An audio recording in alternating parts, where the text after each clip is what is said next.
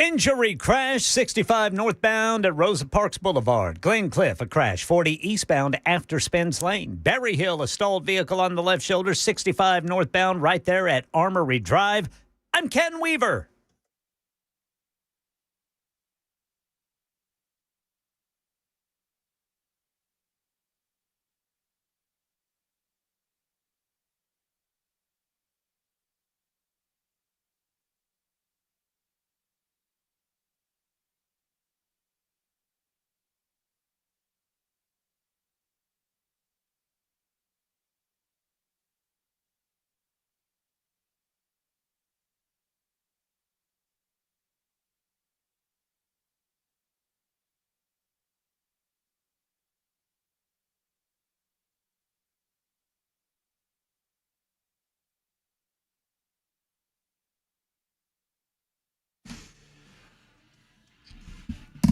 Well. Fancy meeting you here. You come here often? Still in oil? Hey, it's the Matt Murphy Radio Show, Super Talk 99.7 WTN. Glad to have you with us. Thank you for spending a bit of time with us on this Wednesday, February the 18th, 2026. I'm done with this piece of paper. This is what I do when I'm done with my pieces of paper. I try to hit Jackson in the face with them. That would have been right on target. Glad to have you with us, friends. It's going to be a hell of a show, and I hope that you're able to spend every single moment with us. There's the laughter and the voice of Ken Weaver. He is behind the glass. We keep him in News Closet B. He gathers headlines for a living, delivers them twice an hour when it breaks, and he oftentimes thrills us with his observational humor and acumen. Hello, Ken. How about you boys? Ken Weaver, if I told folks to go on over to the Talk TV side of things, which I understand was being worked on earlier today. Yes, sir. And they do, and they give us the old thumbs up. They like, subscribe, do whatever they need to do on the YouTube, the Facebook, the Twitter, the Twitch. By the way, it will addict you. I feel like we have to disclaim that now. How much is that going to cost these folks, Ken? Absolutely nothing, boys. Yeah. Are we going to be a party to a lawsuit for addicting people to the Matt Murphy Show?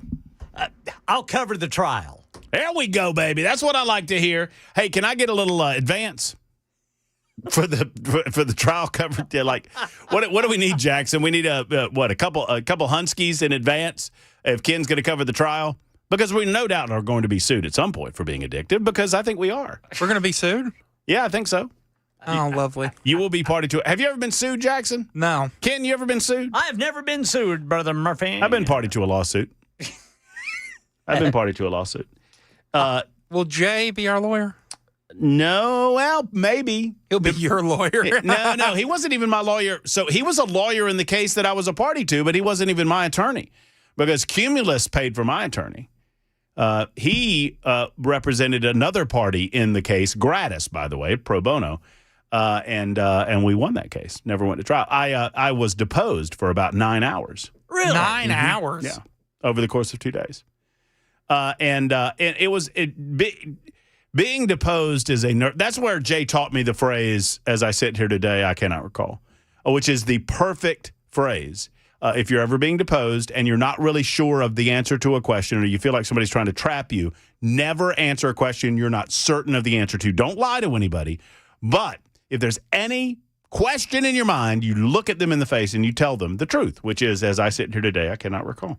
And I did that a lot. As I sit here today, I cannot recall. I cannot recall. Yeah, but Mr. Weaver, you wrote this email 3 months ago that clearly states this, that, and the other thing. Well.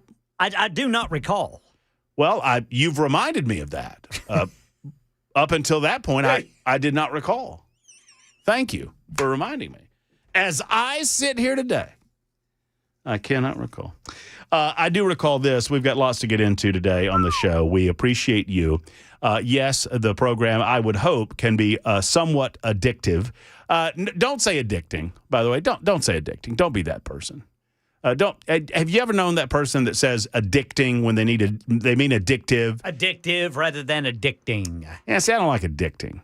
You go. I should have asked before I started besmirching the character of people that did it. Do you say addicting there, Jackson?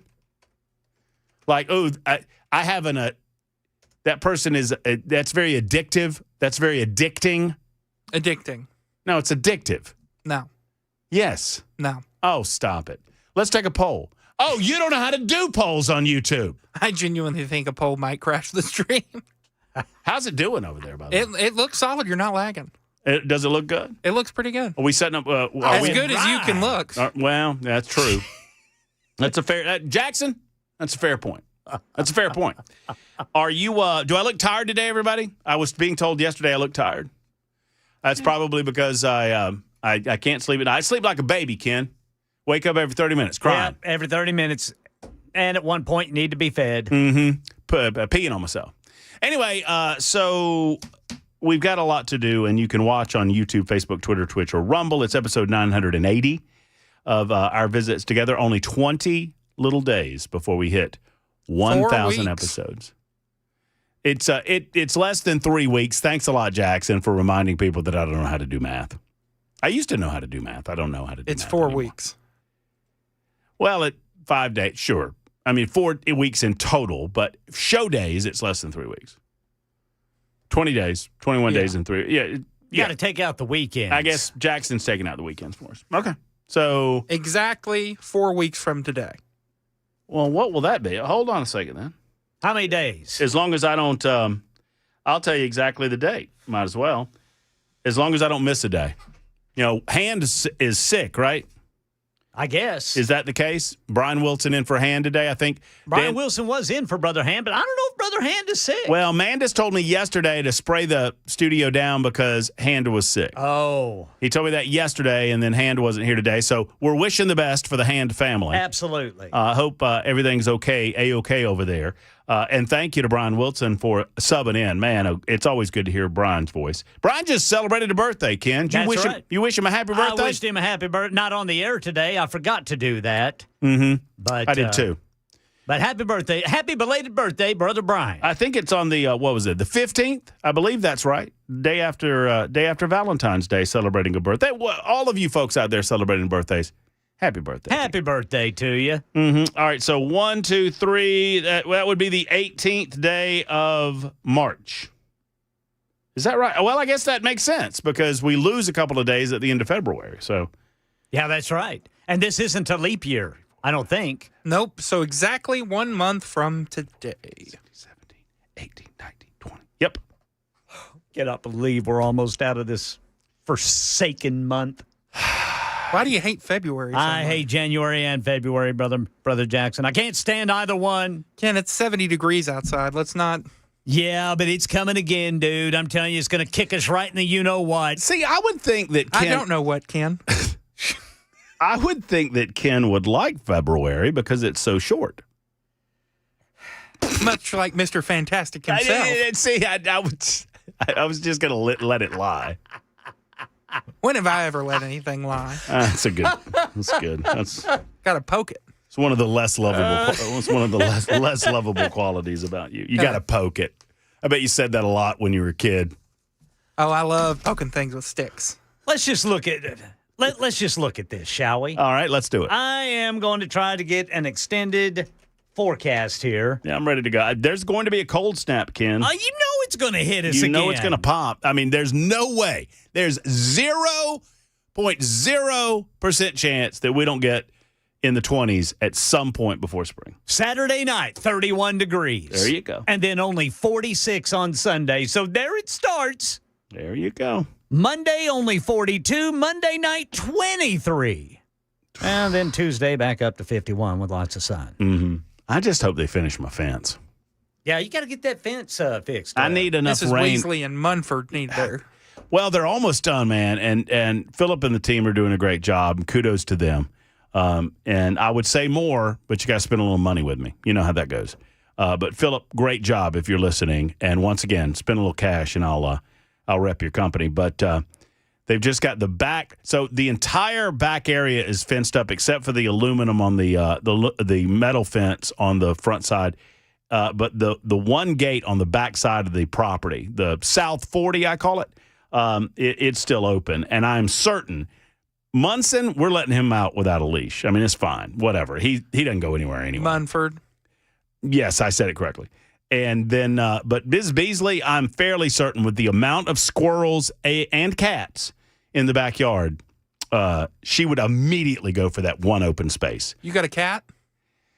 We got a lot of feral cats, Jackson. A lot. We were warned of this when we moved into the neighborhood, and Miss Sheila, who lives next door, Miss Heidi, who lives next door to her, and Henry and Lisa, they all warned it. You just got some neighborhood cats that are wandering around. We got old white and gray that wanders around. We got this big old tabby that my mother-in-law called a mountain lion. And but yesterday or day before yesterday, let me tell you a quick story, and y'all tell me what happened.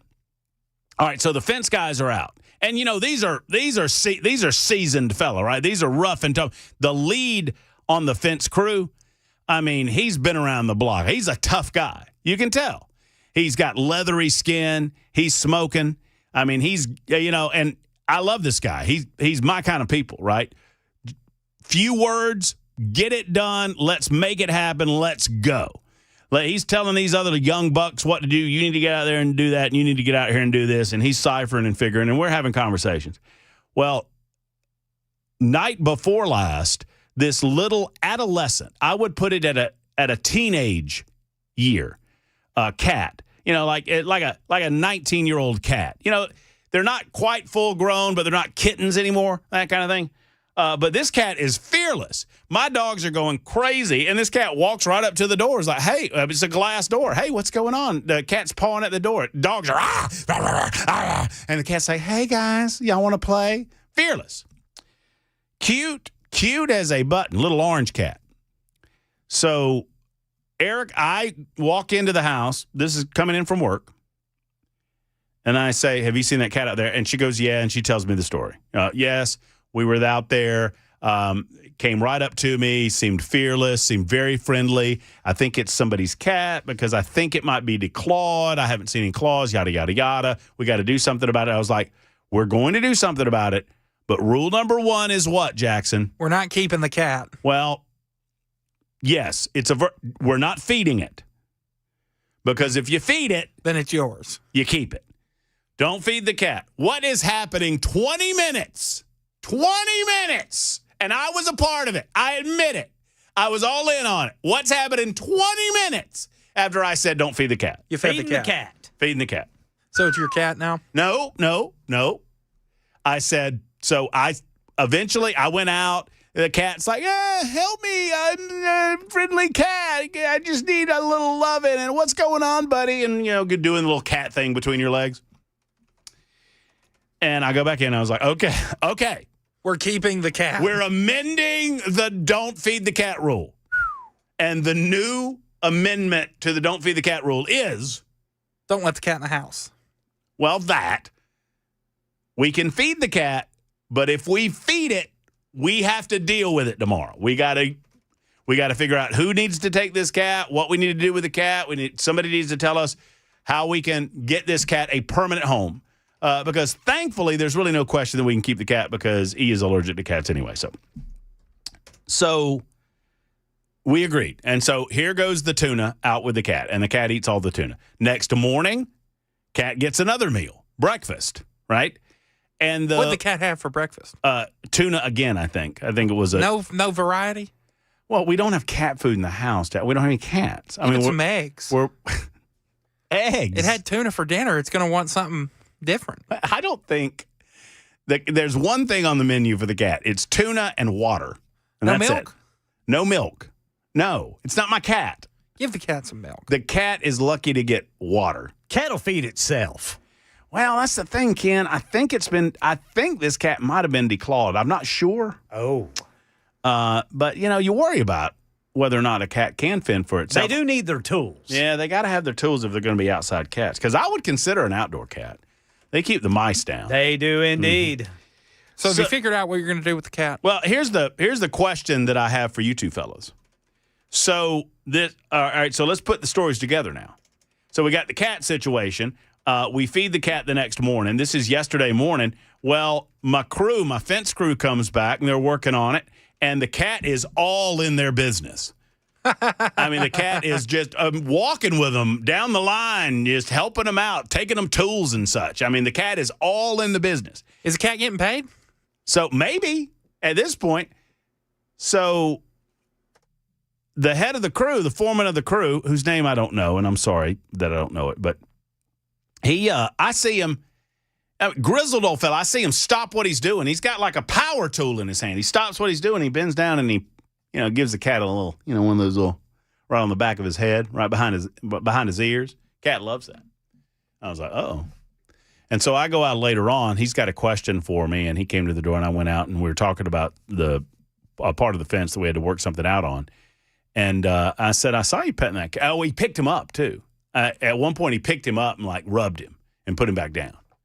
And I said, I saw you loving on that cat over there. And he goes, oh, you mean Ossie? And I was like, Ossie? You named him? And he goes, well, it's an orange cat. OC. So we've been calling him Ossie. I was like, well, you need to take that cat home. And he's like, no, I ain't taking no cat home. And I was like, you need to. I said, we can't take that cat. We're allergic. You need to take that cat. That cat's got you written all over it. I'm kind of messing with him. Later on, he tells him, hey, that cat comes with a free big old bag of cat food. I'll go to the store right now. They leave at about 3:30. Obviously, I'm on the air yesterday afternoon. I get a message. Hey, no orange cat. So orange cat everywhere, all up in our business for 24 to 30 hours. And now no orange cat. I think Orangey found him a new home. What do you think? I think he did. Yeah. I think my boy said, why don't you just come on in the truck? Did you ask him? No, they weren't back today when I left. So I will. But I think smart money's on that cat found himself a nice, new, loving home. Fella's like, hey, here's a late Valentine's gift, honey. It's a nice orange tabby cat, friendly as the day is long. Y'all remember, as Bob Bark used to tell you to spay and neuter your animals, especially cats. Yeah, I've received a message. Help control the pet population. What is the message, Jackson? This is a message from a longtime listener. Tell Murphy that cat is his, and there's nothing he can do about it. That cat's gone. That cat's over. I received a message too, Jackson. Milk is not good for adult cats. Stick to water. That cat probably left your property because you threatened it with milk. I didn't threaten it with milk. Jackson threatened it with milk. It never got offered milk from me. Tuna and water, thank you very much. I didn't go to Venezuela, so I never gave the cat milk. Fair and truthful. And with this attitude, you're never going to be invited to Venezuela. Why am I calling it Venezuela? Damn it. I've already been. Mount Pleasant. Thank you very much. And you're not invited. All right, we got a big show for you. I have a few thoughts on Facebook, on Meta. And here's my opening thought. And I will say this, we will go to break, and I will open up the phone lines at 615-737-9986. 615-737-9986. Either via the phone lines, which are now open, or on the super text line. This is my opening thought on the Meta trial. This 19 or 20-year-old girl. How old is she, Ken? 19 or 20? She is 20 years old as of today, Brother Murphy. 20 years old, claims that the claim in the case is basically that Meta was presenting an addictive property, an addictive thing, and that apparently they weren't being forthcoming about the addictive nature of the thing that they were offering. And that as a youngster, that this young lady developed some sort of psychological issues, emotional, mental issues as a result of using social media. And this is my initial thought. Parents, raise your own damn kids. How about that? 615-737-9986. Back after this.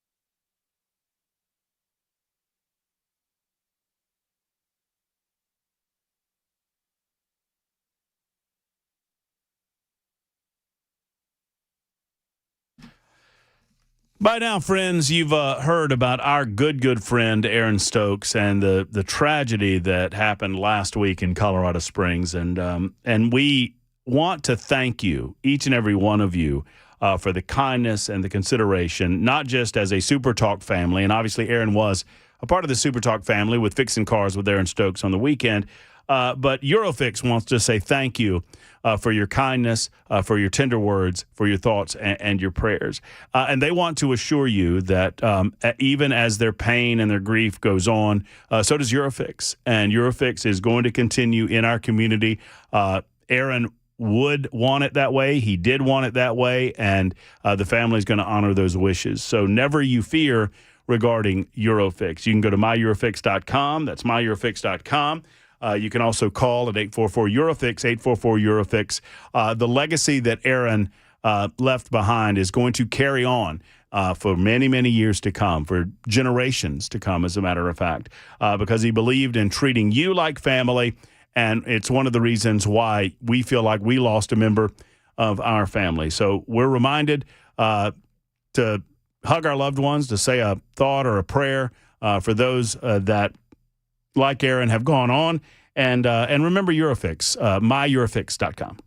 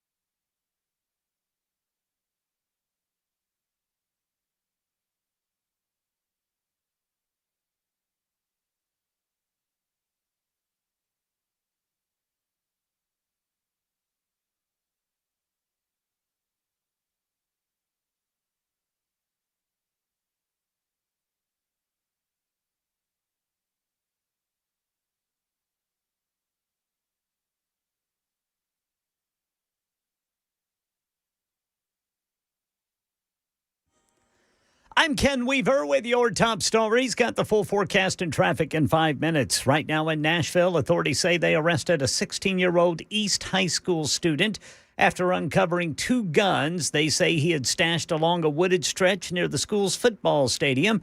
Police say one of the guns had been stolen in 2024 from a vehicle parked at a hotel. Officers retrieved both weapons without incident. That student's been charged in juvenile court with 2 counts of having a weapon on school grounds, 1 count of stealing a firearm. But police did not say why he hid the guns, where he did. News 2 says Williamson County School Superintendent Jason Golden during last night's board meeting was quick to condemn the Ravenwood High School student walkout to protest illegal immigration enforcement. I will tell you all very clearly, and we tried to make that clear in our statement, we do not condone or coordinate student walkouts. In fact, we try to do the opposite. We try to talk students and their parents who are involved into finding another outlet that does not disturb class time. One key request our principals have of parents is, if you believe your child might be thinking about this, let's talk. It comes on the heels of a similar school walkout in Wilson County. Social media back on trial today. Mark Zuckerberg expected to take the stand to testify in a trial claiming his products are harmful to young users' mental health. The plaintiff, who's now 20, says that when she was younger, she got hooked on social media and that it contributed to her developing anxiety, depression, and body image issues. Here's ABC's Elizabeth Schulze. In a statement, Meta says that the evidence will show she faced many significant, difficult challenges well before she ever used social media. We did see in testimony last week, Instagram's boss pointed to safety features for young users, but the plaintiff's lawyers say that those safety features have had little impact. That's the latest news. Traffic and weather next. I'm Ken Weaver, WTN News.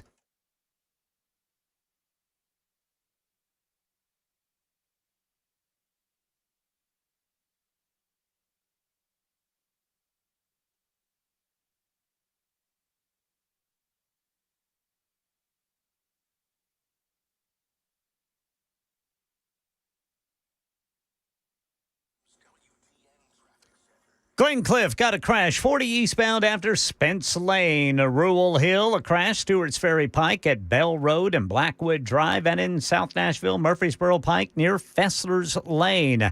The brake tapping is definitely building, especially north and southbound 65 between the South Loop and 440. And then east and westbound 40 between downtown and the eastern split. And then, of course, that northbound stretch up to the northbound 65 up to the northern split. I'm Ken Weaver.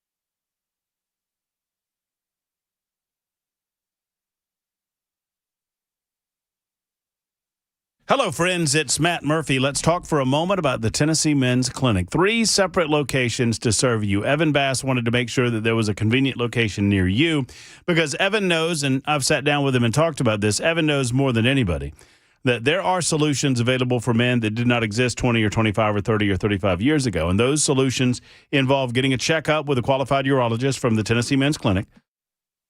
Allow them to go over exactly what's going on in your body. They'll do that in a number of ways. Through that checkup, they'll get a little blood work, see what's happening, testosterone levels, and that sort of thing. And then we can figure out a plan of action to get you back in the game, man. You do not have to sit on the sidelines any longer. So if you've noticed a decrease in energy levels, let's get ahead of this. If you've noticed a decrease in libido, let's get ahead of this. If you've noticed some physical issues that might prevent you from enjoying the fullness of your romantic relationship, let's get ahead of this by getting to the Tennessee Men's Clinic. Schedule an appointment today. There's a location in Nashville, a location in Cool Springs, and one in Clarksville. Same telephone number for all 3, 615-208-9090. That's 615-208-9090 or online at TennesseeMen'sClinic.com.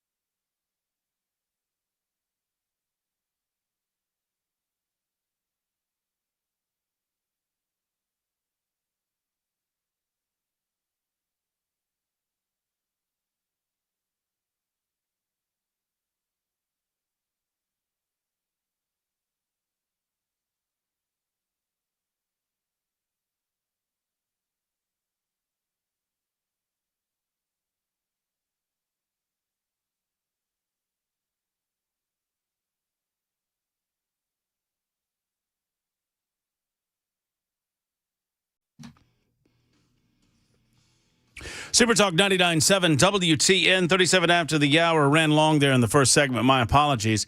Most of you on the Super Text line say that I have a cat. I don't have a cat. The cat has been non-present as of yesterday evening and all day today. So I'm pretty sure that my best friend working on my fence, my lead man, head foreman in charge, is now a proud owner of a cat. Called him O.C.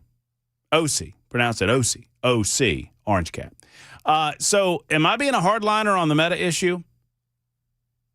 My kids don't have an addiction to Facebook because I don't have them. Let's work backwards here for a moment. And let me make clear that I'm on record as saying that on balance, if you gave me the on-off switch to social media, and this might not be very liberty-minded or independence-oriented, but if you gave Matt Murphy, if you made me the benevolent dictator and you gave me the big, like the boo on social media, not on the internet, but on social media, I would turn it off. I do not believe that social media has been good for the human race. I do not believe that social media is good for the human race, and I don't believe it's going to end well. I use it. I regularly refer to the X machine as a cesspool. It's full of awful people saying awful things about everything. You go on, if you don't believe me, just make some comment about something on the X machine and watch. Eventually, somebody's going to come in and tell you how dumb you are. No, it doesn't matter what you say. Could be the nicest thing about whatever. And you know what? Instagram, TikTok, they're just turning us into skulls of mush. So on balance, I would turn it off. I would turn Facebook off. I would turn Instagram off. I would turn TikTok off. I would turn X Machine off. What other ones are there? The Snappy Chat off. I don't know what other social media Truth Social off. But I don't have that ability. None of us do. But as concerned as I am about grown-ups using these social media platforms, I'm particularly concerned with them becoming nannies or babysitters for the youngsters in American society and for the human race all across the world. But whose responsibility is that? If I offer a product that becomes psychologically addictive to you, not physically addictive, I suppose one could make an argument, but I don't really understand the argument of it being physically addictive. It's mentally and psychologically addictive, right? It's not like alcohol, which is a combination of both, or heroin, which is a combination of both. But if I make a product that is legally available to you, legally available to your family, am I obligated to tell you that you will become addicted to it? Honest question.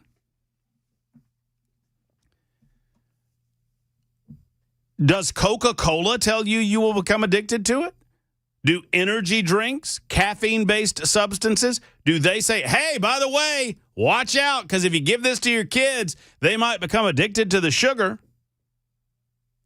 Hey, watch going down that cereal aisle. If your kids see the Fruit Loop, they're going to get crazy on the sugar, and they're going to want more of it. Whose responsibility is that?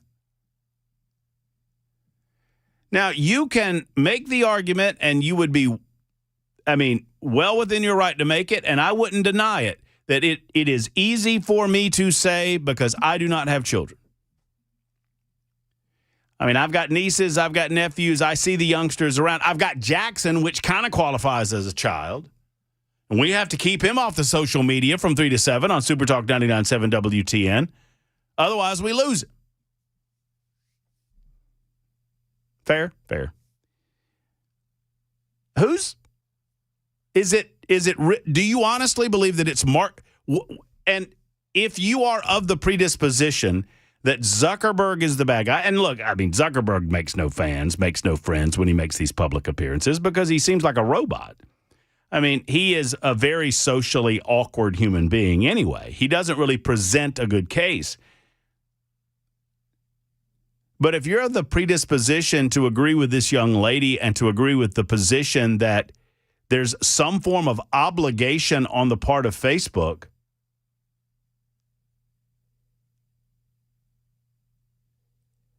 and yeah, tobacco companies are at this stage legally obligated because specific legislation was written obligating them to do that because they lied about it for so long. Now, it's one thing to tell me that I have to be proactive. It's another thing if I'm lying about it. But I would also suggest that cigarettes and nicotine, those are physically addictive substances. And they create psychological addictions. I don't know how physically addictive you could argue that Facebook is. And once again, I don't know that anyone's really talking about grown-ups, right? We're talking about kids. So if I go buy alcohol at the liquor store, recognizing that alcohol can obviously create addictions, and I take it home and it's a free-for-all in my house, whose responsibility is that? If I buy cigarettes and I just let them lie around, is it the cigarette manufacturer's responsibility to make sure? Now, I feel like sugar is a better comparison because it's currently illegal for a child to consume cigarettes. It's currently illegal for a child to consume alcohol. It's not illegal for a child to consume sugar. But we have an understanding and a basic understanding that sugar is addictive, don't we? Who doesn't know that the intraweb is addictive?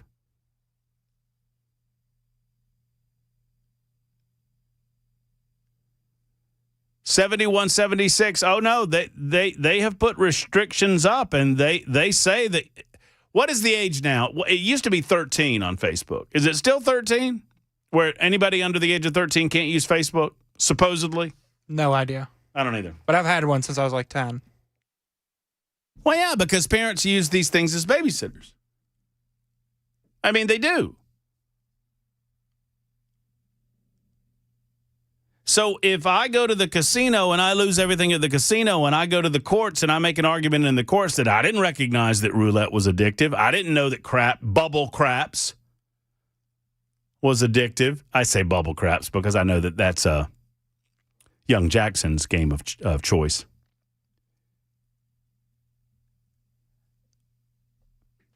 $99.99 says they don't put warnings or hold people accountable that make food, porn, and video games.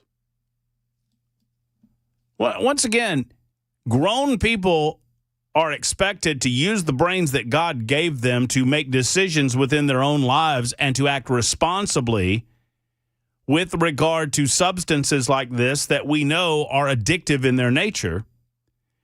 And if grown people have children, who are responsible for those children until they reach the age of majority but their parents? I put the onus on the parents, and I can't imagine if you have allowed someone to become an addict. And here's where I'll speak real clearly and plainly to you parents, and in a way that's probably going to piss you off. But if you created little addicts by allowing them to have unfettered access to Facebook or TikTok or Instagram or whatever, just like if you created little addicts with sugar and now you got fatty patties running around, when you take that thing that they are addicted to away, kids are no different than grown-ups. They go through withdrawals. They're going to scream. They're going to yell. They're going to gnash their teeth. They're going to go crazy. It's going to be awful. But isn't that up to you? Television's addictive. Processed foods are addictive. And we all have choices. The alternative is worse. Because the alternative, if you sue and win Mark Zuckerberg into oblivion, this is not going to make the internet go away. When you get the federal government involved, when people start demanding that the government create restrictions, what you think it's going to get better with government mandates and government restrictions? All that's going to do is limit your freedom to choose. In a free and open society, in a society that values liberty over security, you should have the freedom to choose. But with that freedom comes a robust amount of responsibility that you make the proper choices or face the consequences, and you got to do that for your kids too. I mean, why not just take it away? No, you don't get to use Facebook. You don't get to have a cell phone until you reach a certain age. You don't get to go online without parental supervision. We don't do that in our family, and I don't care what Susie Lou down the street is doing.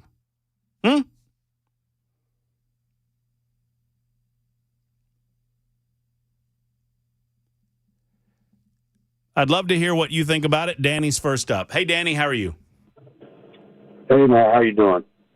I'm great, Danny. Thank you for calling. What's on your mind?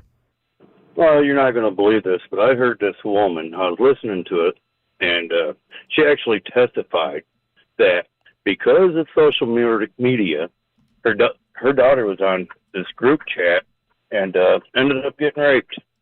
And then she proceeded saying that after that, she was bullied for a couple of years. After saying that, she said, and I kid you not, she turned 18, and now she's blaming Mark Zuckerberg because her daughter died from laced fentanyl, cocaine, and now it's Mark Zuckerberg. Yeah, now it's all his fault. Now, where was the mom? Like, I mean, from the word go, rape. Yeah, done deal. My daughter, evidently she was a minor then. But you'll hear the story later if you look it up. But yeah, she testified to that today, and I was thinking, where the hell you been? Yeah, I mean, seriously, I'm with you, man. It's all the parents, got to be. Well, I mean, I imagine that I've not seen the woman's testimony today, and Danny, I appreciate you bringing that to the table. I mean, obviously, that if you boil down to the details, it's just sad. Obviously, it's a very sad situation. It's a very sad case. Bad things and sad things happen to people all the time.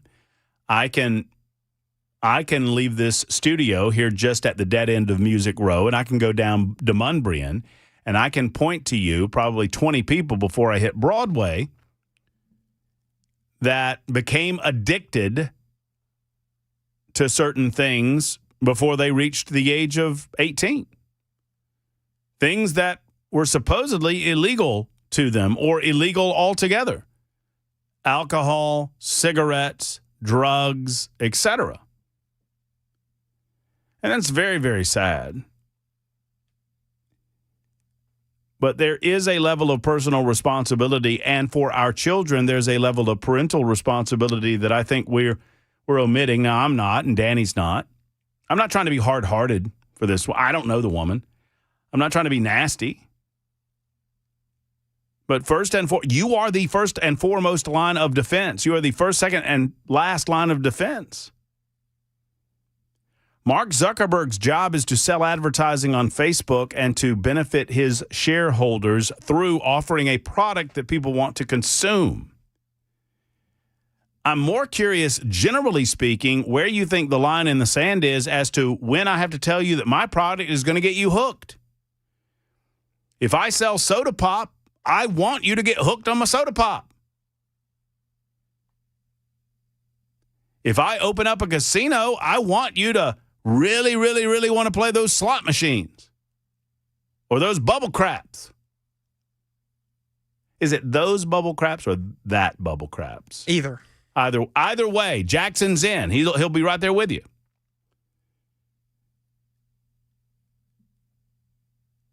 And then government gets involved, and we see what happens. John and Nita will get to your calls as quickly as possible right after this brief timeout. It's 52 after the hour on Super Talk.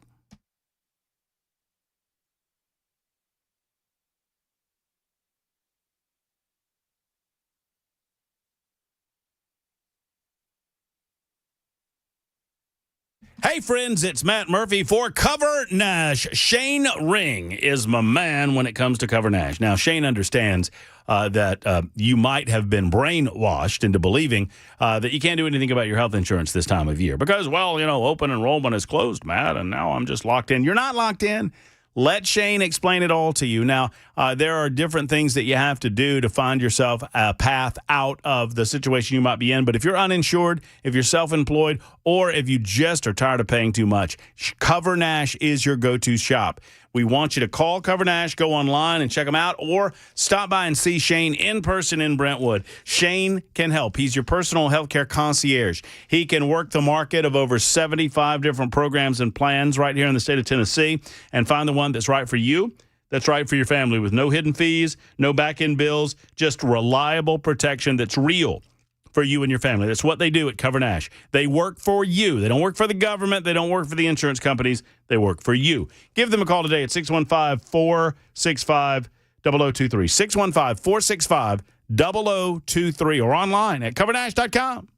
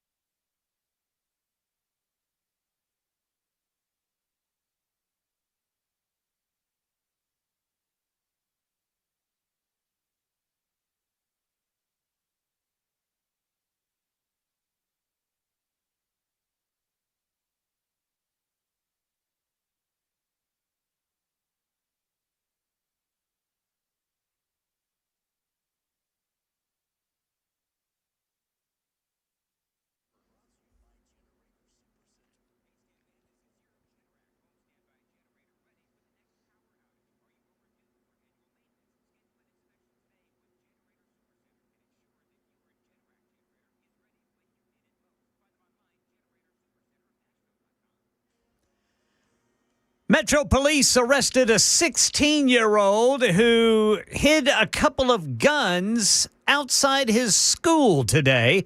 We'll tell you about that story and more coming up at 4 on Super Talk 99.7 WTN.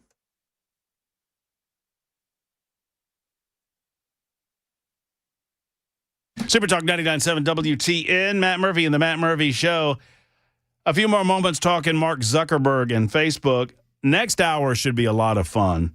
Emily Evans will be with us. She is a former Metro councilor, and we're going to crunch some numbers on property tax increases in Davidson County and what that means for business owners in the county. And we'll talk about Freddie's attitude of, Ivan Drago, if he dies, he dies, Oh, well.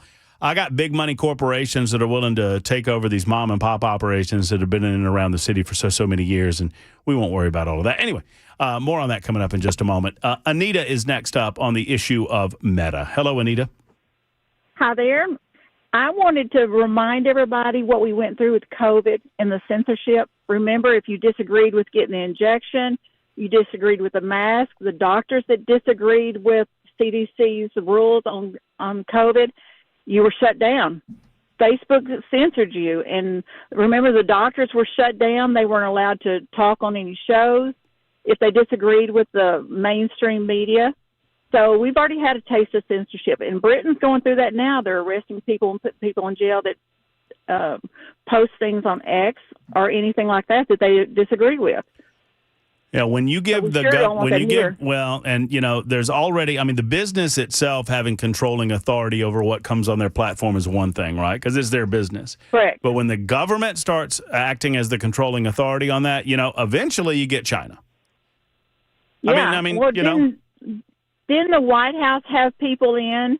They did. Some of these heads up saying, well, we want to make sure we curtail what's being spread on Facebook and on the social media? Yes, the government of the United States of America colluded with these big social media companies in order to stop the spread of what they consider to be disinformation, which was actually very valuable counter information to the official narrative. You could not be more right, and I'm glad you brought it up, Anita. I'm sorry I got to go, but I do. Music's running. That means I got to run. Thank you, Anita, for the telephone call. We are excited to have a conversation with Emily Evans next. She is a former Metro City councilor. We'll talk about property tax increases in Davidson County. That's next on Super Talk.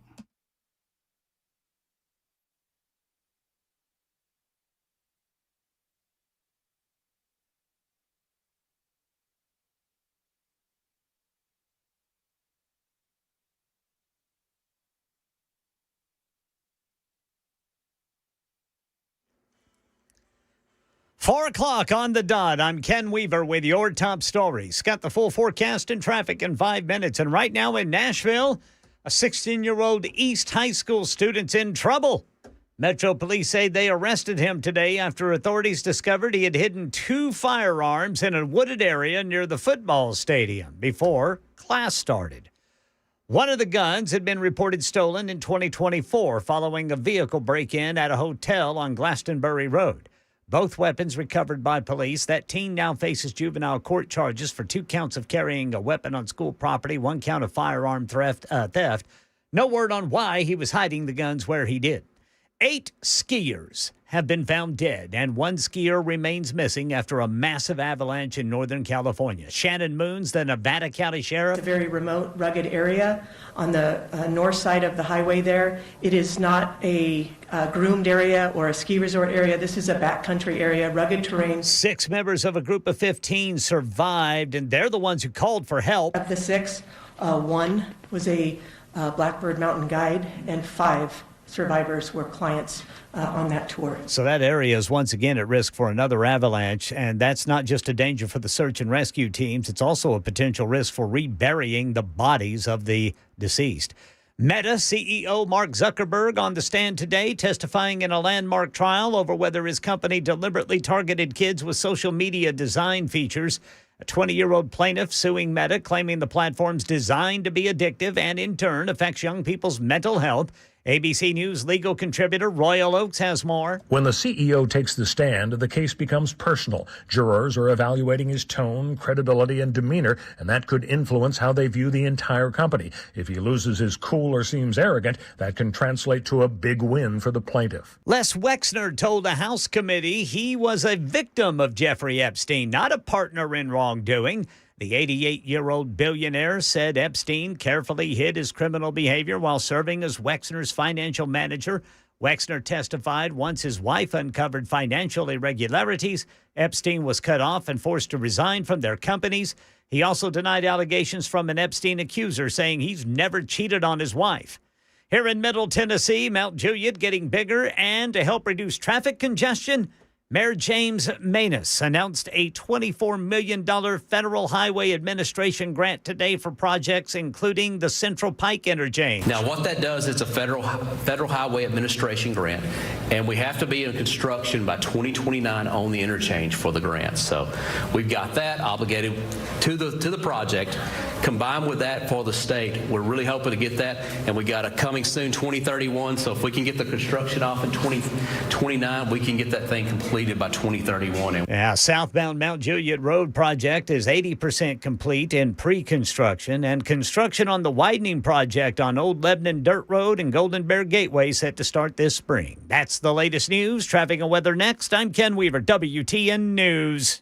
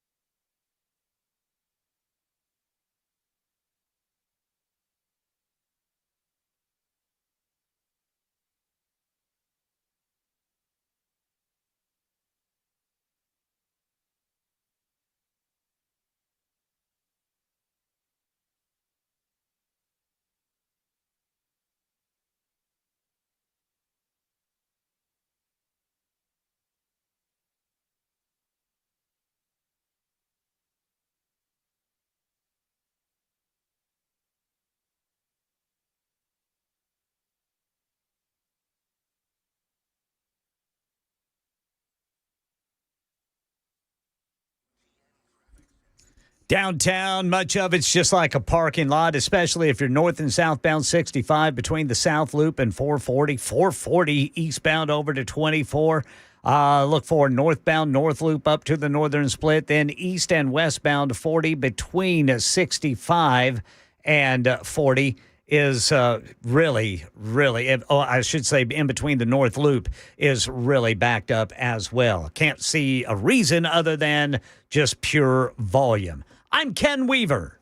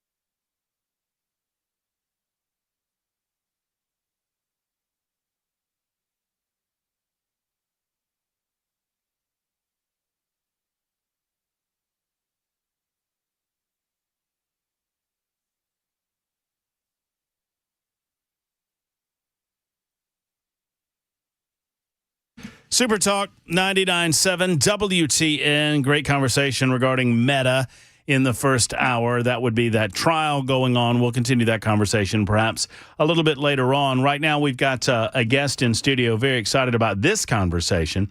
And it is a follow-up on something we discussed yesterday, and that is more and more businesses willing to speak out. And look, this is not politically motivated for many of these people. I don't know what, Carrie Bringle over at Peg Leg Porker. I don't know what Arnold's political affiliation is. I don't know what any of these, I don't know what Acme Feed and Seed has to do regarding politics. Maybe they're left, maybe they're right, maybe they're not political at all. I know this, that when you start crunching numbers, what we are starting to realize is that businesses, many of them long-standing businesses in Davidson County, in Nashville, businesses that have existed way longer than Matt Murphy, and one would have expected will exist way longer than Matt Murphy, these businesses are in danger of closing down, and we want to talk about this. And I reached out to a number of folks, and I kept getting the same name over and over again as to someone who I needed to talk to about it, and the name is Emily Evans. She was a Metro councilor from 2006 to 2015. She is a voice of reason. I'm told that she can crunch a number better than anybody, and twice on Sundays. And we invited her into the studio, and she was gracious enough to agree to come in to talk about local politics in Davidson County. Emily, thank you for being on with us. Well, thank you for having me. So I asked you during the break. I was like, boy, oh boy, I bet you miss being a Metro councilor. I would like to tell you that I do. I really would, because I love problem solving. And when you're in government, there's all kinds of problems to solve, and I'm an extrovert, so I like it.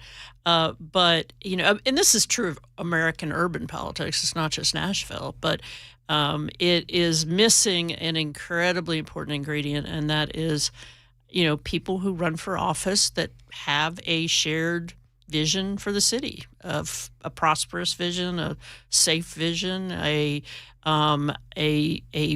a respectable vision, and that's just not present any longer.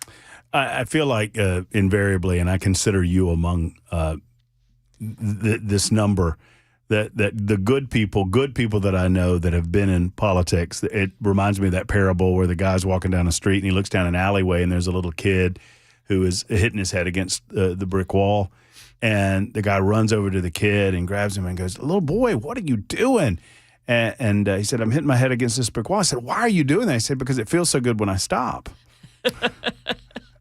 You could say the same thing about public service. Right.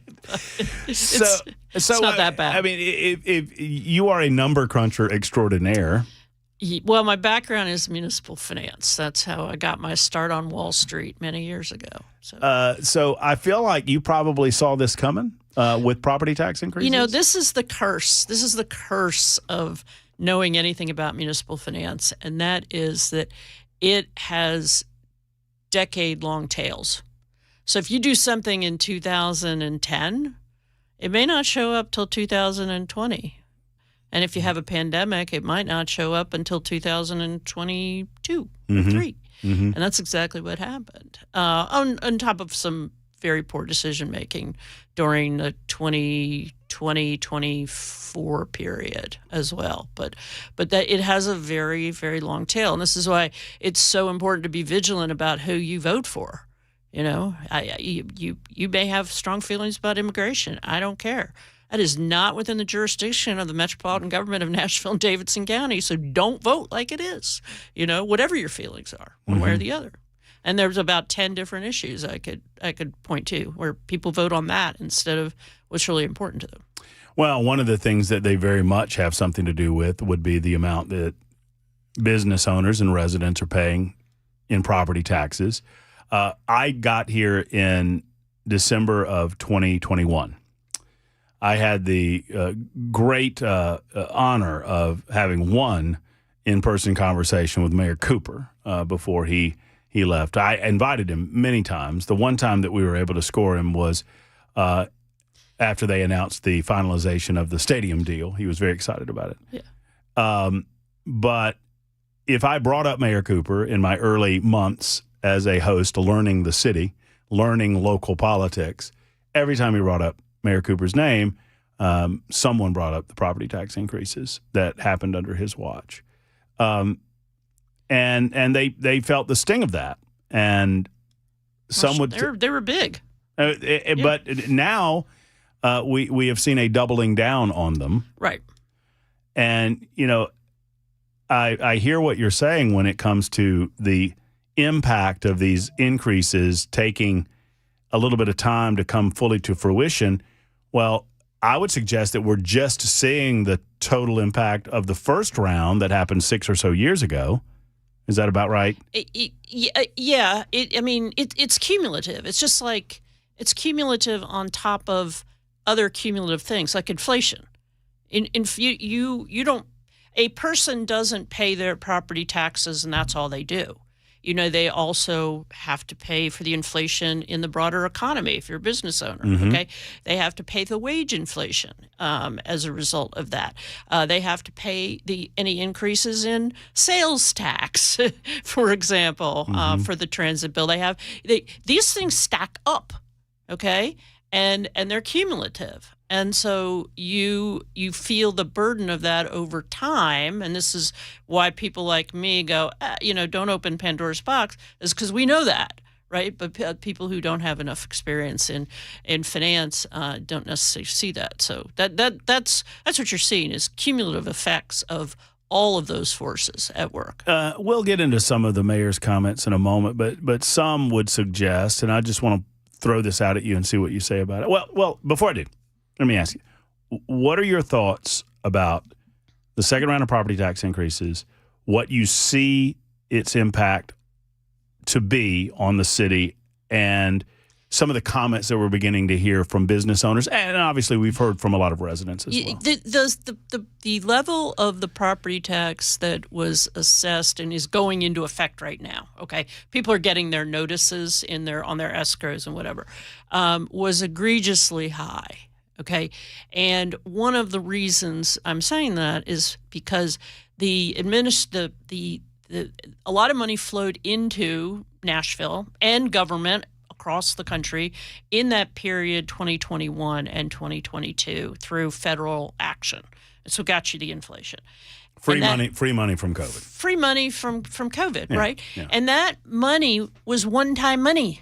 The thing you should have said to all those departments is, hey, don't spend it all in one place.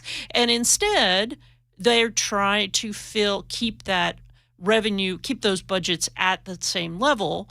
And that's what hit the property taxes. So a hole was created by one-time money that was filled with recurring revenue in the form of property taxes. Yeah, I like to say that, once a tax happens, it doesn't unhappen. No.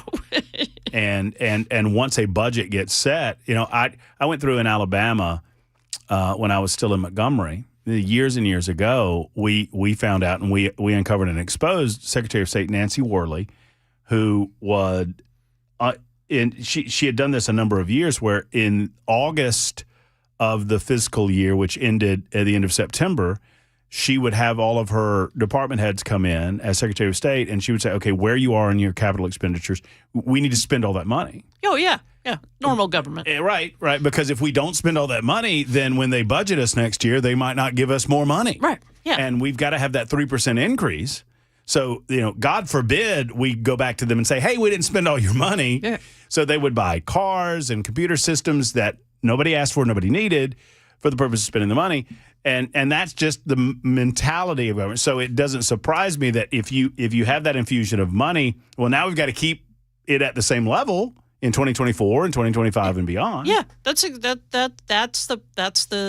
is the current problem. Now there's also the bad fiscal policies that were in place from roughly 2010 that John Cooper tried to cure, and that was what his property tax was all about, some bad decision-making, 2010, 12, right through there.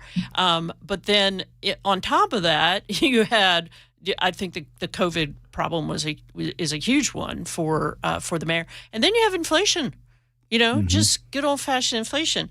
And I brought an index card with some numbers. I see some numbers on there. Okay. I was told there'd be no math, but go right ahead. Okay. I'm going to give you some math. Okay. All right. I was elected in 2006. I left office in 2015. All right. So the per capita spending by the city went from $3,242 per person to $3,816 per person.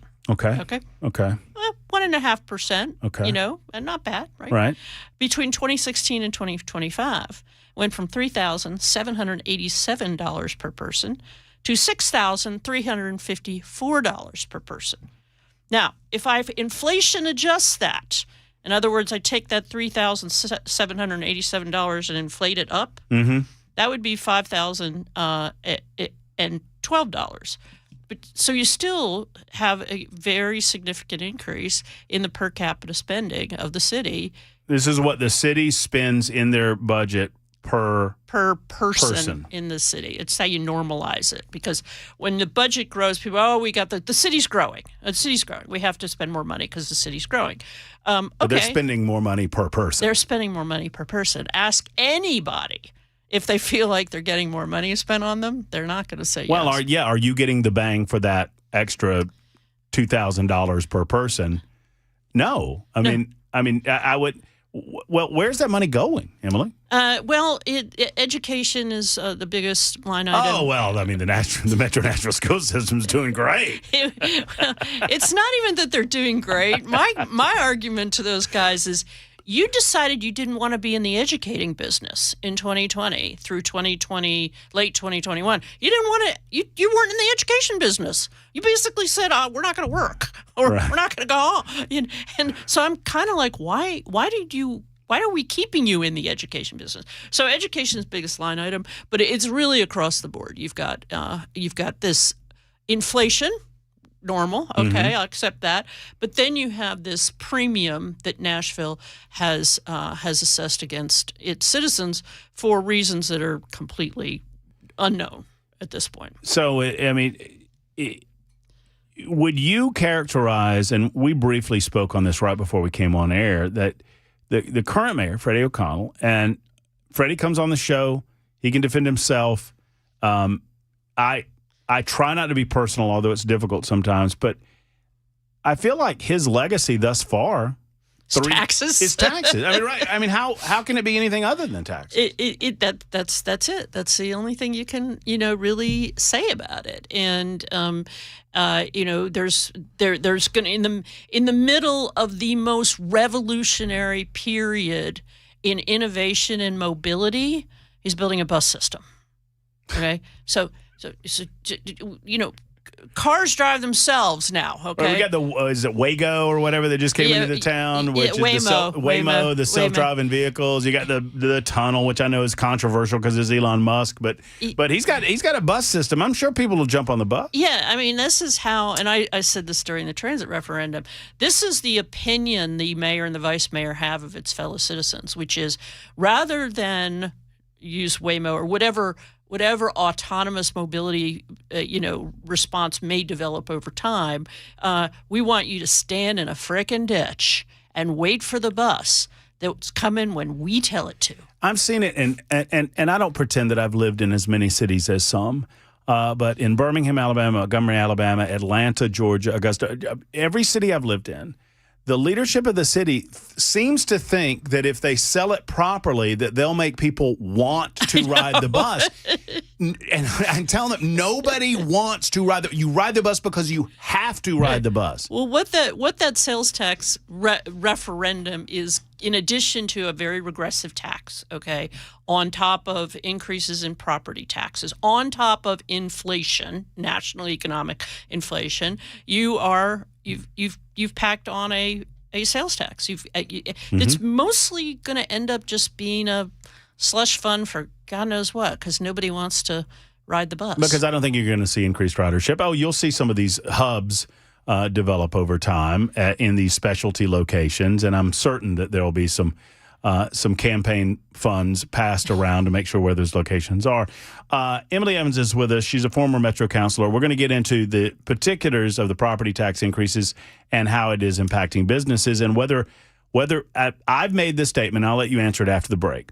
I've made the statement that Freddie O'Connell is in the process of killing the golden goose, or killing the goose that lays the golden eggs, I should say, because right now we enjoy the tourism that we enjoy, and we reap the benefits of that tourism dollar. And I think it's going to go away if we're not careful. 22 after the hour, Emily Evans, our guest. We're back in a moment on Super Talk.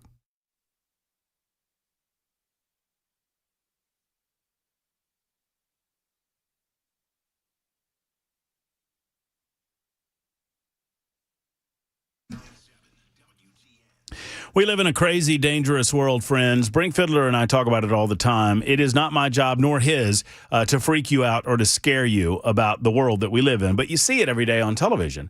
You see shootings, sadly. You see workplace violence incidents. You see family matters that spill into the public square.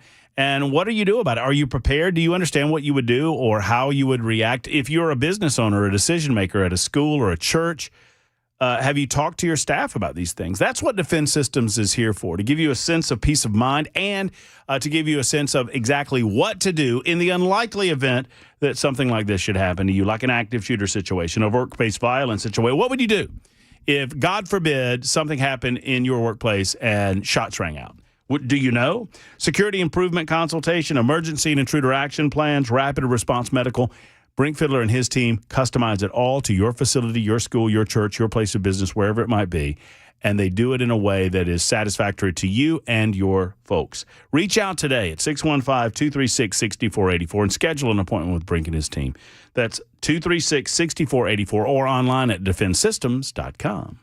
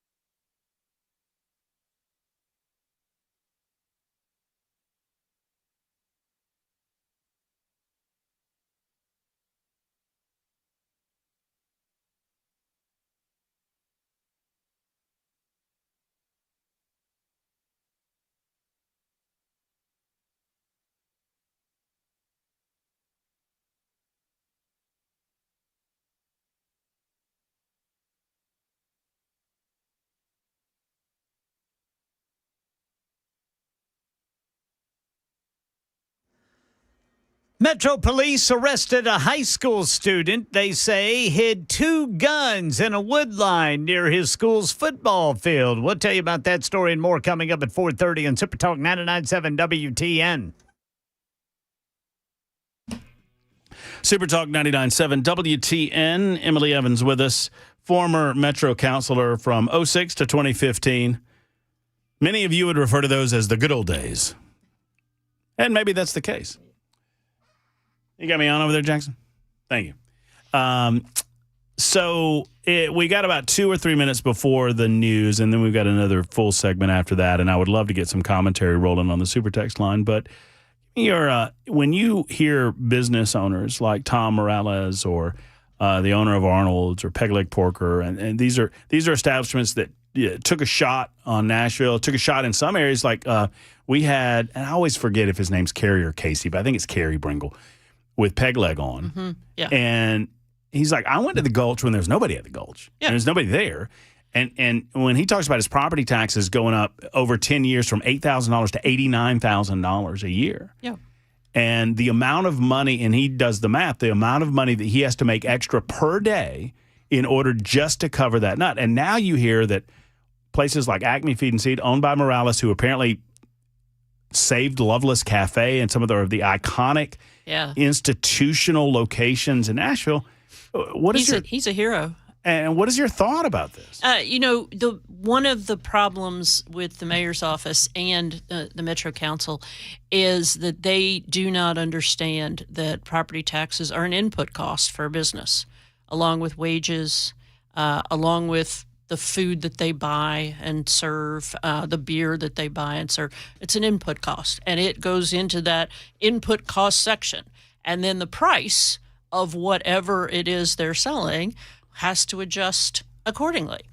Or, and this is the really important part they're missing, or that particular business needs to make decisions about who they employ, how much they pay them, what food they buy, where they buy them from, where they're located, how long they're going to stay there.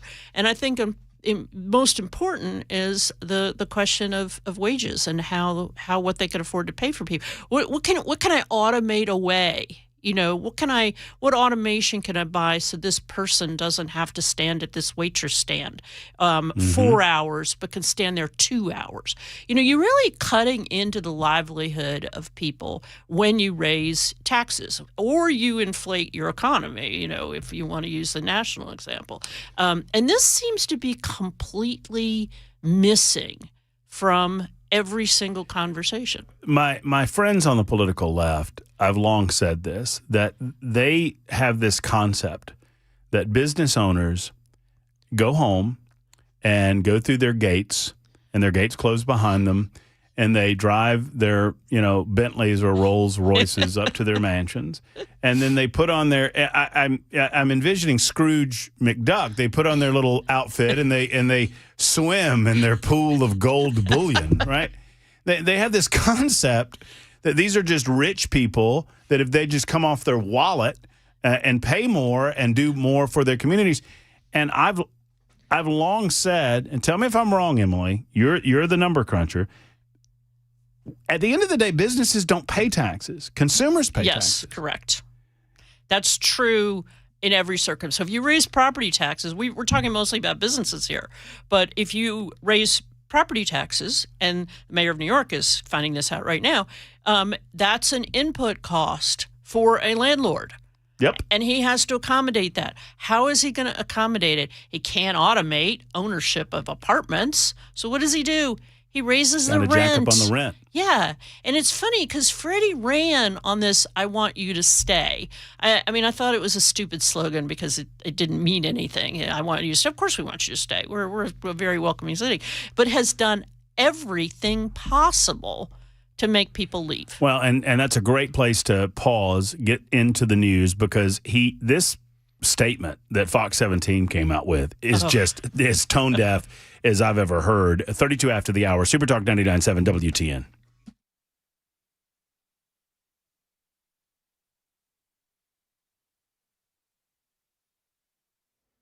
I'm Ken Weaver with your top stories. Got the full forecast coming up in 5 minutes. Right now in Nashville, police arrested a 16-year-old student at East High School. They say they found 2 guns he had concealed in a wood line near the school's football field. Investigators did not say why he put the guns there, but they said one of the guns had been stolen in a 2024 burglary from a car at a hotel on Glastonbury Road. Officers were able to take both weapons into their custody without incident. The student's been charged in juvenile court with 2 counts of bringing a weapon onto school grounds and 1 count of stealing a firearm. Meta CEO Mark Zuckerberg on the stand today, testifying in a landmark trial over whether his company deliberately targeted kids with social media design features. A 20-year-old plaintiff is suing Meta, claiming the platform's designed to be addictive and, in turn, affects young people's mental health. ABC News legal contributor Royal Oakes has more. The key to Zuckerberg's testimony will be how he answers the core question. When Meta saw warning signs, did it act reasonably or did growth win out over safety? That's the moral and legal crossroads of the trial. So it looks like ICE is not bringing a detention facility to Lebanon after all. But Fox 17's Madeline Nolan says that didn't stop an overflow crowd at last night's Wilson County Commission meeting. But even after the correction, the debate continues. Protesters gathered inside the Wilson County Courthouse Tuesday for the commissioners' meeting. Say it loud. Standing room only. I mean, I think all of these people showing up today, plus the petition, shows that Wilson County doesn't want this. Many of those who spoke during the meeting asked the commission to take a stance against an ICE facility. No action was taken. Yeah, so at the end of all the back and forth yesterday, ICE sent out one final statement saying that statement was sent without proper approval and this mistake has since been rectified. That's the latest news. Traffic and weather next. I'm Ken Weaver, WTN News.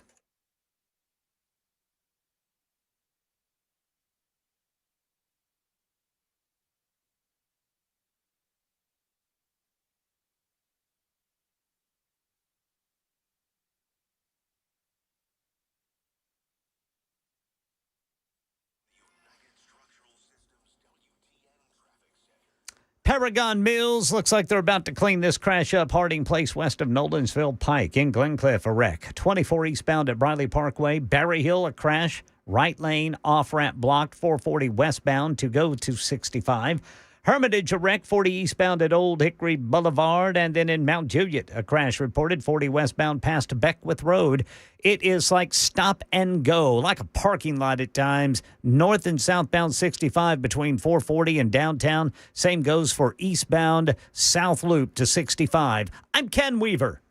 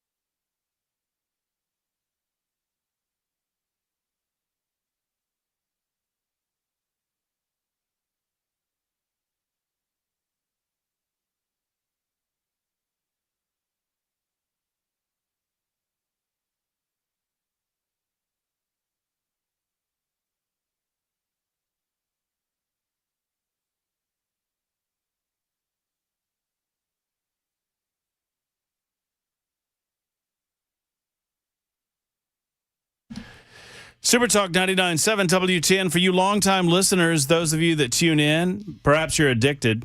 If so, it was on purpose. We don't shy away from it like Zuckerberg. 20 minutes until 5 o'clock. I'm pleased to announce that look who's on the line. He knows that he's going to have to wait a second, right? We've got another segment with Emily Evans. Okay. Mike from Old Hickory, who was banned for the better part of 3 weeks because he would not be quiet and listen. And he made a bad bet on the ice storm. He will be back. So for those Mike lovers out there in the audience, just wait on him. Right now, Emily Evans is with us. We're talking about property tax increases, generally speaking, taxes, generally speaking, and its impact. And so now you have business leaders joining a chorus. I'm not playing a game of I told you so, but I know that Ben Cunningham, Matt Murphy, Emily Evans, Pamela Furr, and Americans for Prosperity, a variety of different groups were out there saying, y'all, these property tax increases, they're going to pop you, and it's not just business owners, and it's not just homeowners, it's renters, it's everyone in this community. And now we're seeing that happen, and the question is, can we get the toothpaste back in the tube? You can, okay? It's not particularly easy because it's structural. As I said, if you were just using an inflation metric to advance the metro budget, all right, the per capita budgeting in Nashville should be lower than it is by about 26%. So Nashvillians are paying 26% more than the overall inflation numbers suggest that they should. Okay, so how do you get that 26% out? Well, the first thing what the state's talking about is, and I cannot believe I'm saying this, but you put a cap on it. And, Dr. Laffer's Institute called me several years ago and was like, what do you think about a property tax increase? I was like, no, that's a terrible idea. And now I'm kind of like, I don't know what else the answer is. But you could cap it, and that would flatten it out, so you wouldn't be able to get the growth. If you have a low inflation environment, it will be less painful. If you hit another inflationary period, which I don't expect, then it'll be more difficult. And I think you could couple that with, what are we going to do about the school system? Because it's really a jobs program rather than an education program. Because the numbers of students continue to go down. Yet the budget continues to go up. Yep. I've long, and I am guilty of oversimplifying some of these things, but I think most of the issues that we deal with are fairly simple in concept. When I talk to folks about budgeting in schools, I was like, well, we need more money. I mean, it's always about money, especially for our friends on the left. It's always about money. Yeah. And I'm like, well, how much money do you need per pupil to guarantee A's? And they look at you like you just ate a roach. What are you talking about? We got a big poverty program. I mean, right. I mean, it's not about money. It's about efficiency. It's about doing the best for the dollars that you have, and it's difficult because if you talk about, well, they're losing student population, so they should lose budget, then you get accused of being anti-education. Well, here's something for Cameron Sexton and others at the state legislature. We have this thing in the education department called maintenance of effort. Under maintenance of effort, dollars that come from the state to schools, which is a big chunk of money, cannot replace local dollars. So in other words, the state tells us every year, you mean to maintain your effort regardless of what we do, which means every year the budget has to go up. Okay. The Metro Schools Department, last I looked, so I can be wrong about this, employs basically a whole construction company. They have plumbers, they have roofers, they have painters, on staff from back in the 60s when those services weren't as widely available as they are today. So Metro Schools can keep spending money, and the state can keep saying maintenance of effort, and we're going to keep spending money there until the state says something different, something I tried to change when I was still in office. So back to the question that I posed right before we went to the bottom of the hour newscast. Is there a danger here? Because when I first got to town, and I kind of laid my bona fides out as a libertarian, small government libertarian, government serves best when only absolutely necessary and least. And then the issue of the stadium came up, and they were like, well, you're against this. You need to speak out against a taxpayer-funded stadium. And I was like, well, functionally and ideologically, I am against that. However, I would suggest to you that that's probably a road that I will not go down, because I understand the importance of tourism in the city of Nashville, a state that does not have an income tax, a state that has relatively low taxation outside of Davidson County. The reason that we enjoy that is in part because people like to come here and like to spend their money here. And they like to go to Gatlinburg and Pigeon Forge and Memphis over, Graceland, and they like to come to Nashville to enjoy the amenities that we offer. But when those amenities start going away, Emily, and the people start going away, what happens then? And I would go one step further on the Titan Stadium and tell you that we decided that we were going to be in the football business in 1992. And getting yourself out of the football business, once you're in the football business, is just not that easy. Mm-hmm. So however I feel about it, and I'm not, that deal actually extricated the government more from supporting it. And not to jump into the weeds on this, but you probably know better than I do. The deal that they got into, it was a bad deal. And I read the lease agreement. It was terrible. It was an awful deal. And this actually, we're paying $750 million or $1 billion to get ourselves out of an awful deal into a better deal. Yeah. And on top of it, you get a stadium where you can attract a lot of things that are going to bring people to the city. That's right. Yeah. So, but yes, when the amenities go away, and what you got to remember about Nashville is a working class attraction. People come to Nashville. They can drive here for the most part. This is why the Smoky Mountains are the most visited park in the country, because people can get in their car with their family, drive here, walk down Lower Broad with their children, with their grandchildren, listen to music, have a good time, get some fried pickles, whatever. It's an American holiday, all right? It is not the Ritz-Carlton, okay? Nor Las Vegas. Or Las Vegas, or Rodeo Drive. It is very much a working class kind of attraction. And when you say to the working class, oh yeah, you're that bourbon that you've read all about and you want to, that's going to cost you $22.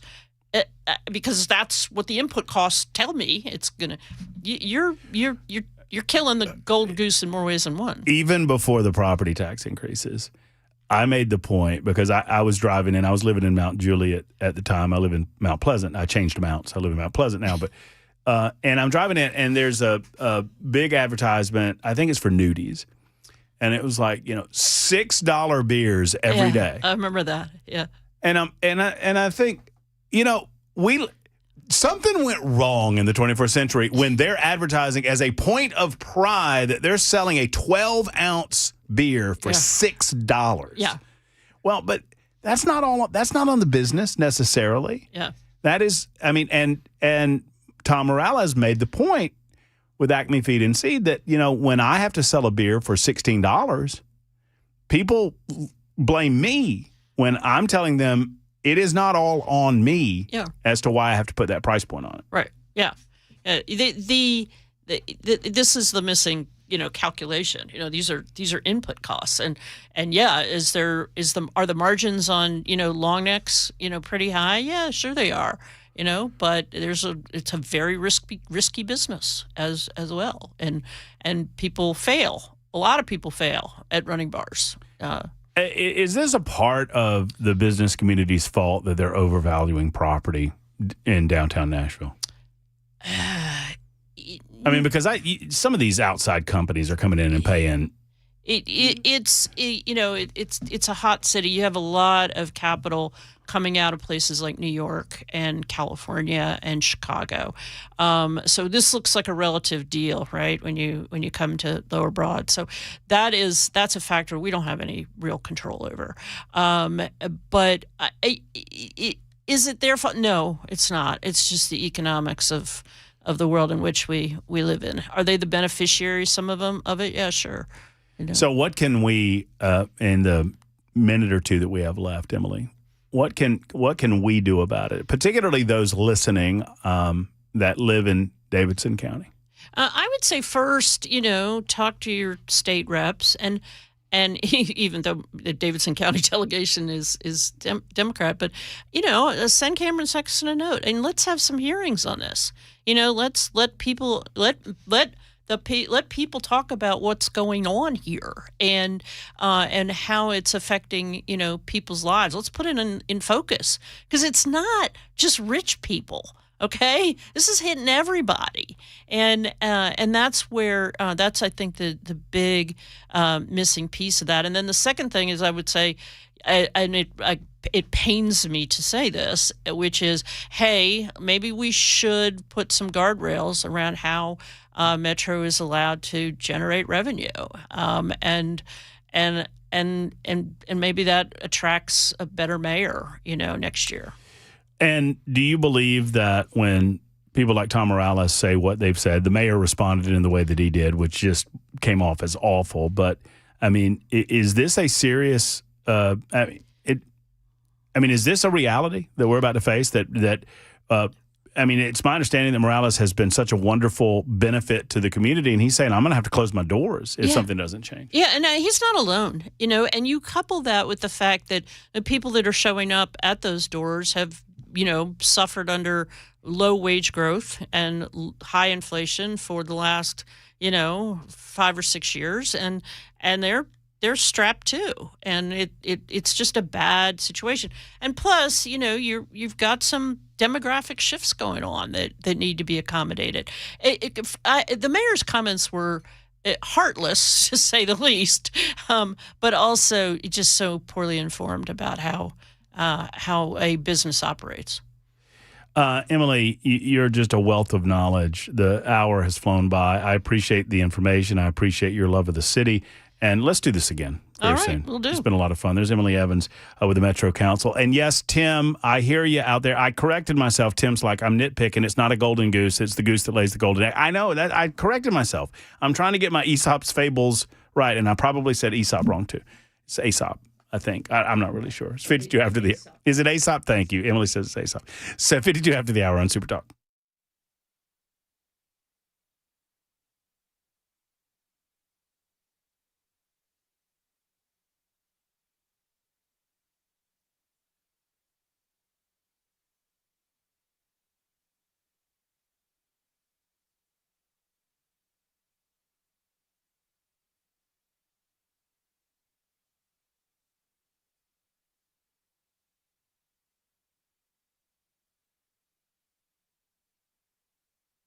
Hey, friends, it's Matt Murphy for Glock Store. You know the Glock Store, located right over on Airlane Drive. That's just off of Elm Hill Pike. Elm Hill Pike is just off of Briley Parkway. Briley Parkway is convenient everywhere, minutes away from the airport, worth the drive from anywhere. The one and only Glock Store wanted you to try the Gen 6, right? If you're a gun enthusiast and you know your Glocks, well, you know that when you put Glock Store on your name, you're going to have all of the greatest Glocks, all Glocks in stock, customized Glocks as well, and they've got the Gen 6s. So Lenny told us last week that the Gen 6 19s were in. There were only 30 of them because they're doling them out. But look, they're probably gone by now, I'll just be honest with you. But they do have rental options available for you on the 19s, the 45s, and the 17s. So you can try before you buy. And friends, I encourage you to do just that. It is the Glock Store. Go by and see them on Airlane Drive or online, glockstore.com or shoot270.com. It's the Glock Store.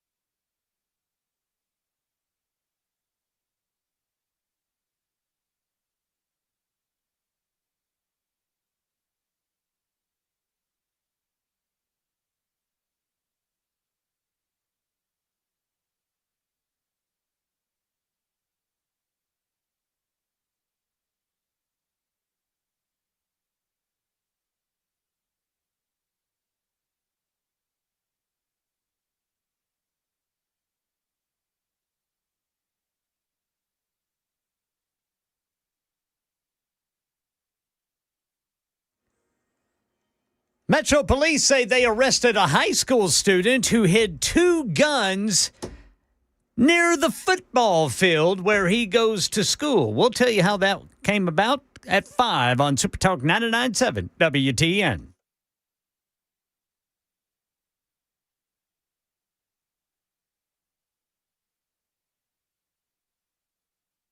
Super Talk 99.7 WTN. Matt Murphy and you. Coming up in just a moment, it is a story that you've heard about. We've talked about on Super Talk 99.7 WTN. I know Dan Mandis of Nashville's Morning News has discussed. I don't know if Chris or Chad have gotten into it, but we certainly have talked about it on our show as well. It's the overreach of TVA, and sadly, they consider themselves the big bully on the block, and they try to run over people all the time. We've seen it time and time and time again. There's another example of that happening in Sumner County that we will talk about with a Sumner County Commissioner, Jerry Mansfield, coming up in just a moment. Right now, however, it is the triumphant return of Mike and Old Hickory before we get to the top of the hour news. Hello, Mike. How you doing, Matt? Mike, congratulations. You are officially unbanned. I'm officially unbanned. Wow. Well, you know what? I won't attack you for it. And I won't sit here and say, you should have done that, blah, blah, blah. I do have some things you might want to consider what's going on in the country today. Okay. And you had this one thing called the Nincompoop program on your program, right? Yeah, it's 5:35 today, as a matter of fact. Yeah. As a matter of fact, in Washington, D.C., don't we have the biggest poop program going on with that massive sewage burst going into Potomac? A lot of poop. And now they're saying that it could take 9 months to fix it or clean it up when we're going into our 250-year celebration of our country. And all we're going to have is all this poop flowing into the Potomac all for the next 9 months. That's a lot of poop there, Matt. A lot of poop. So the second thing that I want to ask you is, you had that segment about people out here in Wilson County that are against ICE. We are not against ICE. We don't want a facility here at ICE, run by ICE. Mike, hold your thought. There's music in the background, and you've waited for 3 weeks, so I feel like you can wait for another 30 minutes. So hold your thought, and I'll let you finish up on the other side of our interview with Jeremy Mansfield of the Sumner County Commission. And that's coming up after the news. And the news is coming up right now on Super Talk 99.7 WTN.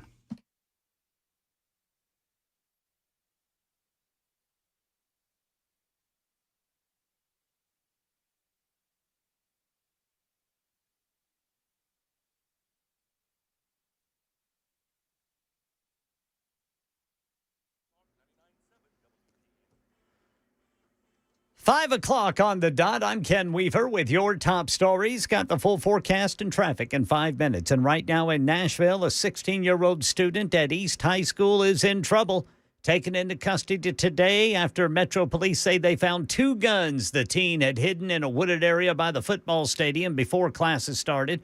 According to police, one of those guns had been reported stolen during a 2024 car break-in at a Glastonbury Road hotel. Both firearms safely recovered. The teen now facing juvenile court charges, including 2 counts of possessing a weapon on school property, 1 count of firearm theft. No word on what he planned to do with those guns or why he was hiding them where he did.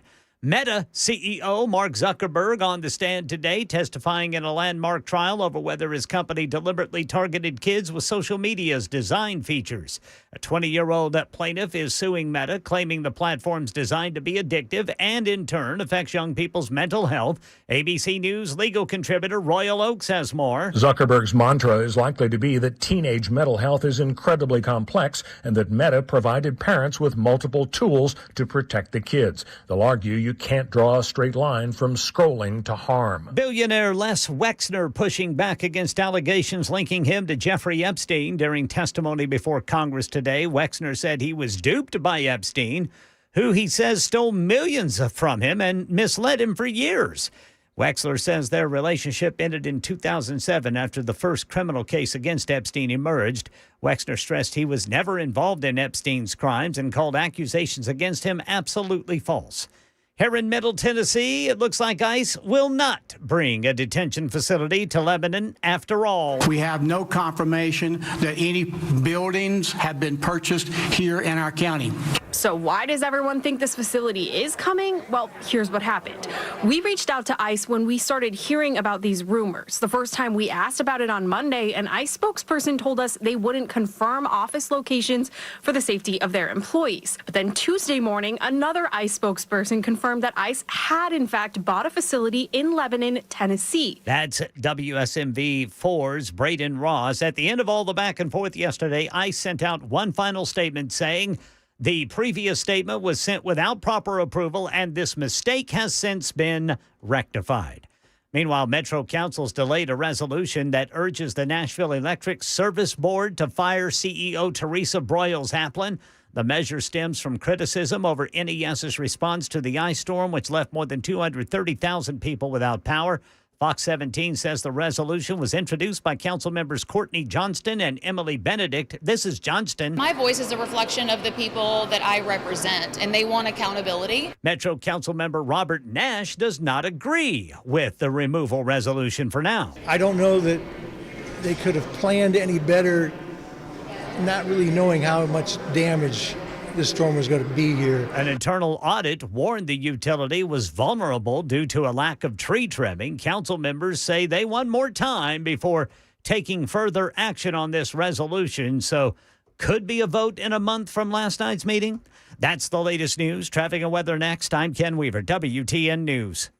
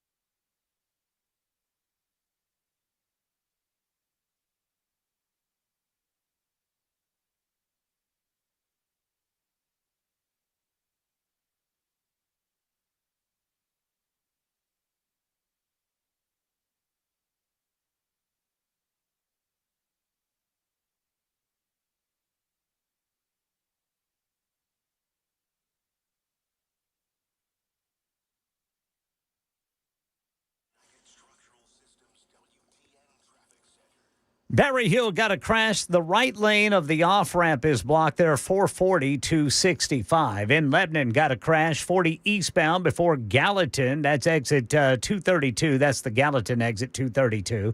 Hermitage got a crash, off-ramp partially blocked, 40 eastbound to Central Pike. And then looks like Rural Hill got a crash, Stewart's Ferry Pike right there at Bell Road.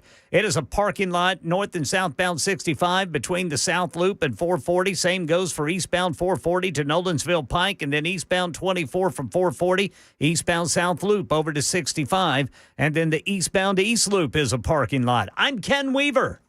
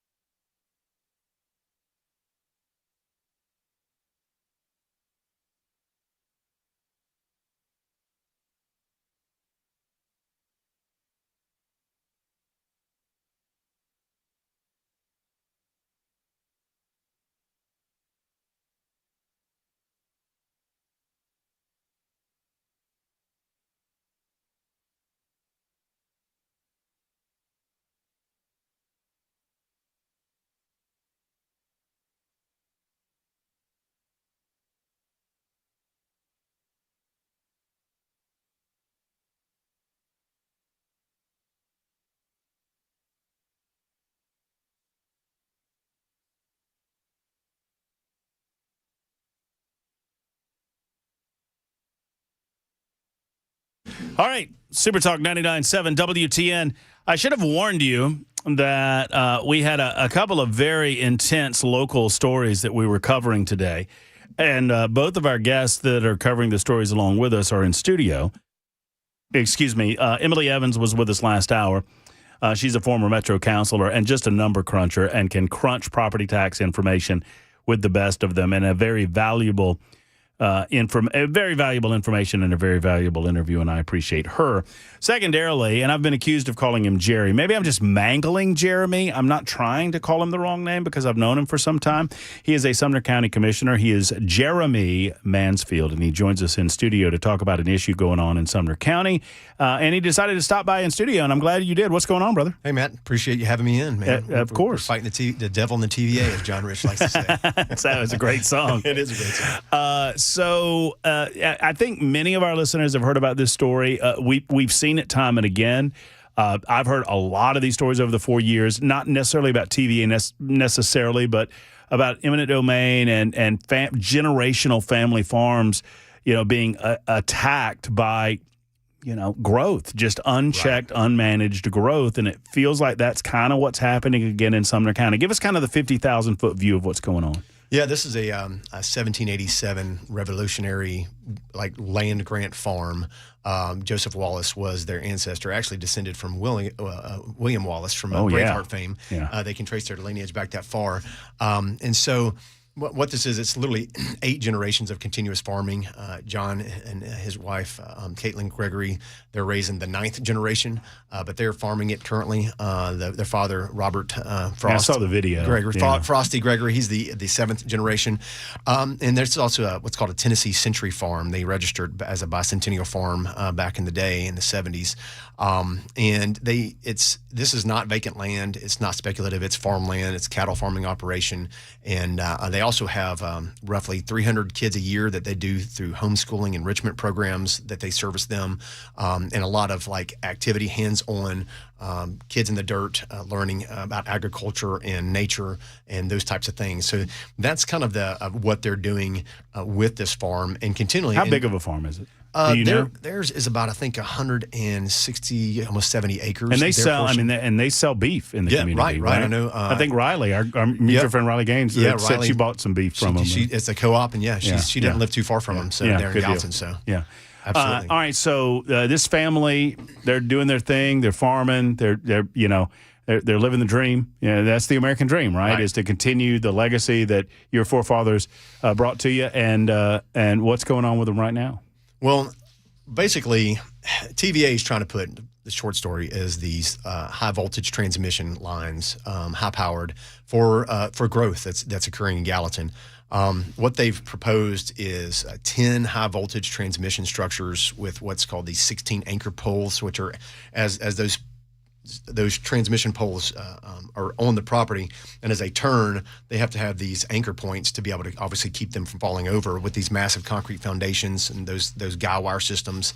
And that's these are the big time electrical lines. Yeah, it's not the huge double. They're single poles, but they're still pretty massive and big, pretty significant. And especially with the guy wires and those anchor points coming out, because they're running farm equipment and cattle and everything else. So it's definitely intrusive and invasive. But the egregious part of what they're trying to do is they're trying to put it basically through a creek where they actually do their homeschooling co-op activities and where their cattle are, and they want to just destroy the tree line that runs the entire length of the creek to put these in, because they're trying to claim they got a 100-foot or 200-foot easement, which they don't technically, because there's no active easement on this property for utilities or for at least the TVA. There's been nothing offered to them in writing. It's a crazy story. I can elaborate a little bit on how this even got started. It was back in May of 2024. The neighbors, all the community got an email, and it's not an email, a letter that basically was like, hey, you're one of the possible alternative line routes that may be on or near property you own. So they got a generic cover letter in 2024 identifying of that. And so there wasn't anything more than that. And then all of a sudden, just literally this past fall, September, October, John was telling me that a guy in a TVA truck shows up, logo on the side, and said he's here to start surveying. And he was like, what are you talking about? And so he didn't give him permission, but he went over because he said, go talk to my dad because, Frosty Gregory owns the greater portion of the property because his son's obviously got a parcel and tract deeded off to him. And so he went over and asked Frosty. And, the problem is when the TVA shows up, you think you don't have a choice. And so they didn't really know to resist. They're like, okay, you're here to survey. Because, a lot of times people are used to seeing electric, water, cable, infrastructure out doing things. And so you don't really think a lot of it. And so they didn't really think much of it at the time. I was like, okay. And so. And you want to be a friendly member of the community. You want to be, you're surveying something that, And this is a guy in a truck who's out there doing his job surveying. He's not an NES executive making $10 million a year. Right. So, so they go out, and to say that they had permission is not exactly a truism because of how this actually worked or the escalation here. And so, TVA will say there's open houses held in 2024. But basically, until this guy showed up, they didn't know what was going on, and that was May. What they were just supposed to magically understand that TVA was somewhere talking about taking their property? Correct. That's basically what my understanding is, because they hadn't seen drawings, no maps, nothing. There'd been no proactive reach where they sat down with his family and said, "Hey, this is a plan that we're doing, and if you object to it, you need to talk to us." Correct. Nobody did None of that. Literally, a guy shows up. And that was the only communication they had with TVA was that guy showing up on the property.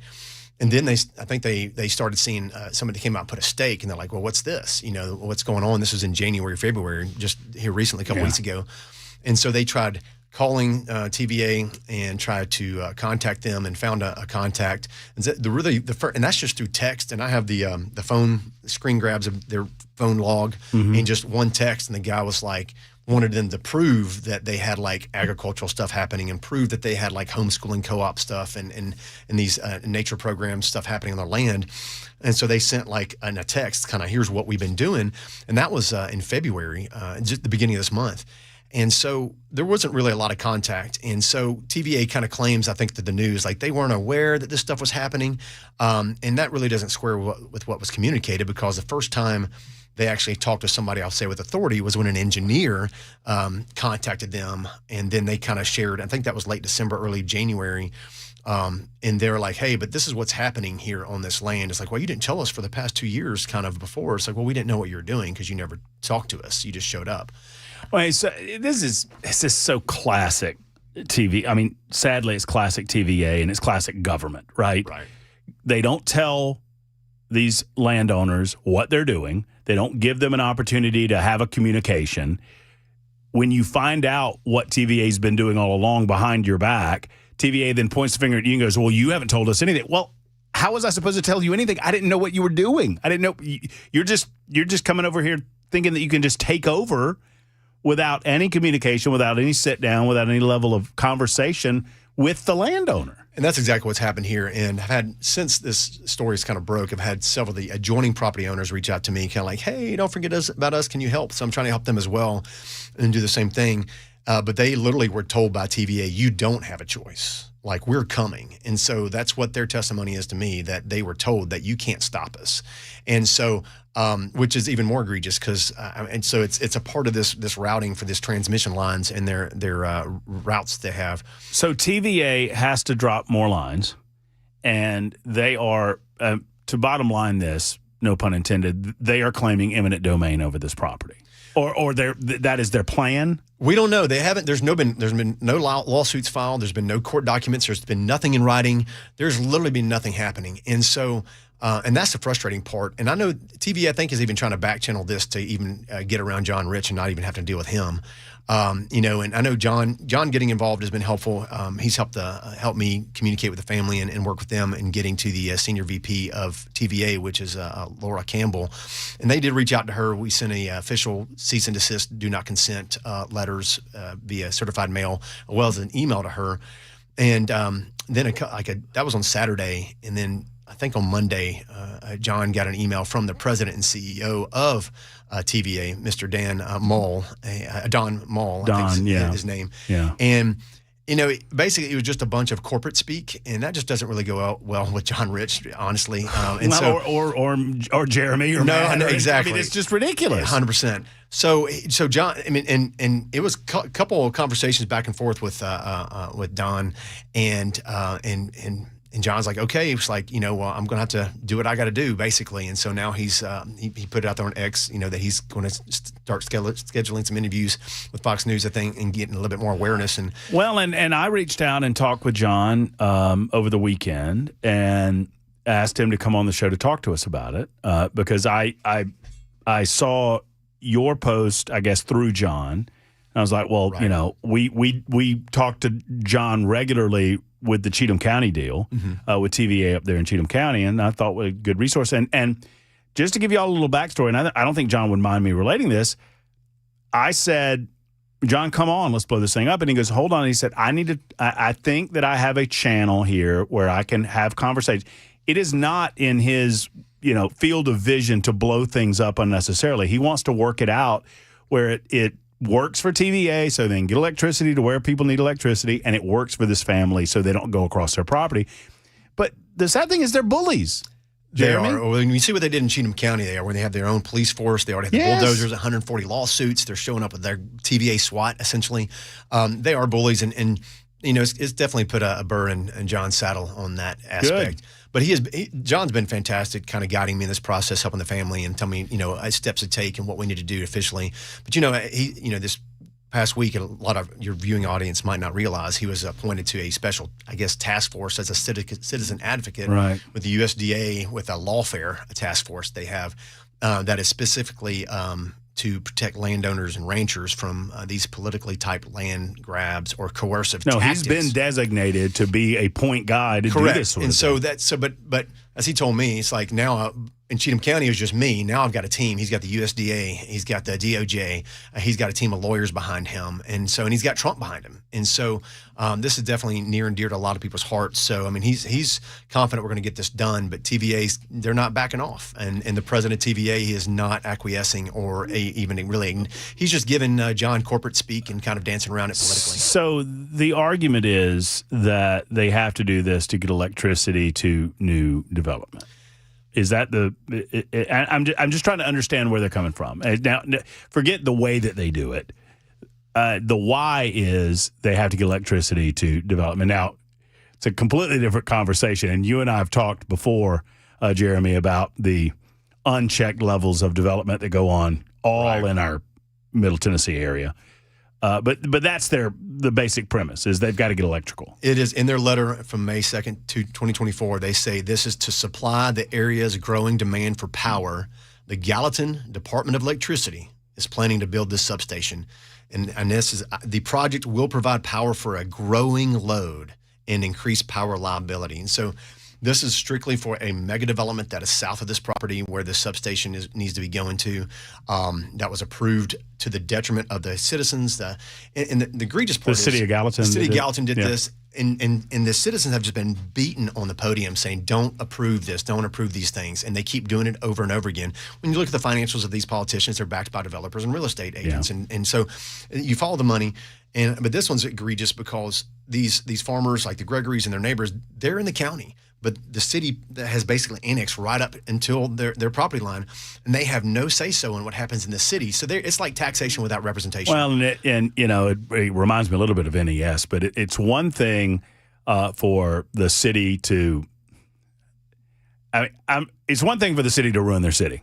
Right. But now you're coming into the county and you're ruining my property. Correct. And you're hurting or even destroying my livelihood and the good that I'm trying to do for my community by encroaching on my property. So let's take a time out there.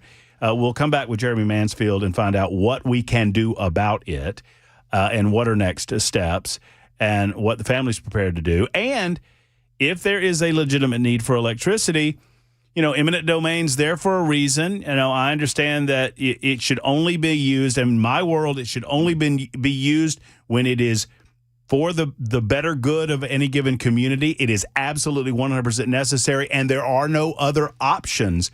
It's key. That third one is very key, what we're going to talk about in a moment. It's 22 after the hour on Super Talk 99.7 WTN.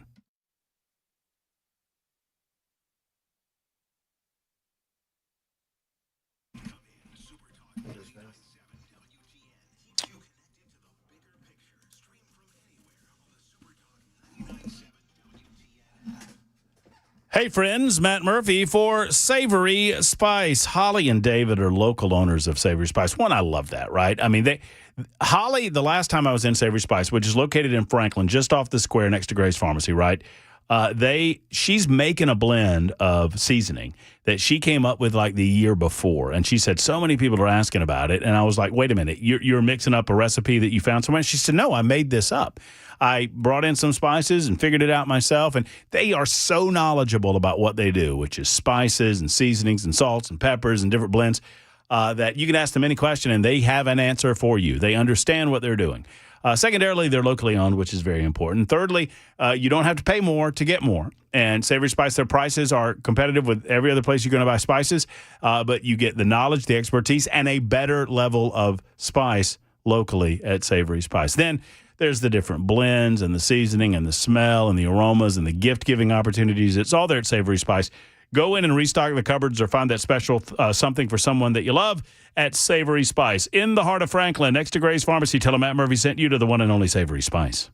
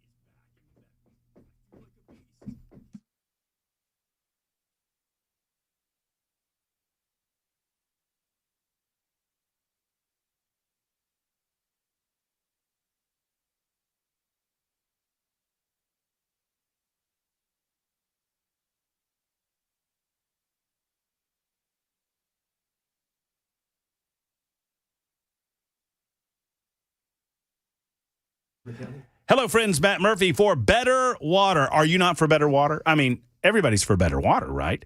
I would think. Well, what about Better Water LLC? Better Water LLC will come to your home. They will give you a breakdown of what's going on with your water. You know, they did this for me when I moved to Mount Pleasant.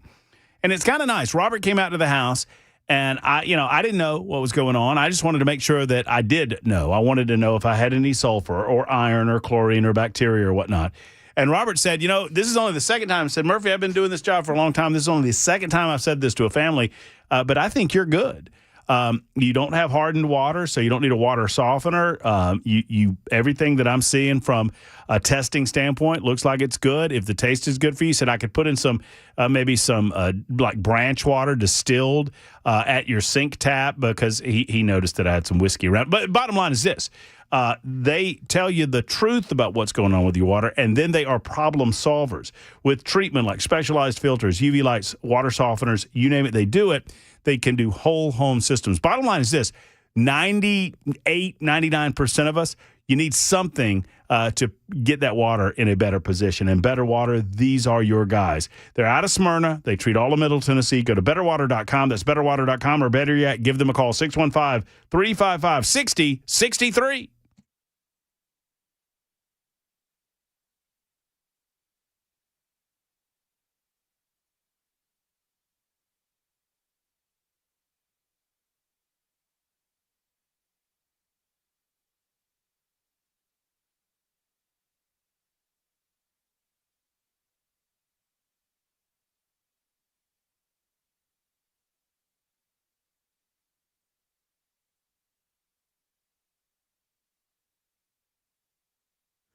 Metro Police say a high school student hid a couple of guns today before going into class. We'll tell you about that story and more at 5:30 on Super Talk 99.7 WTN.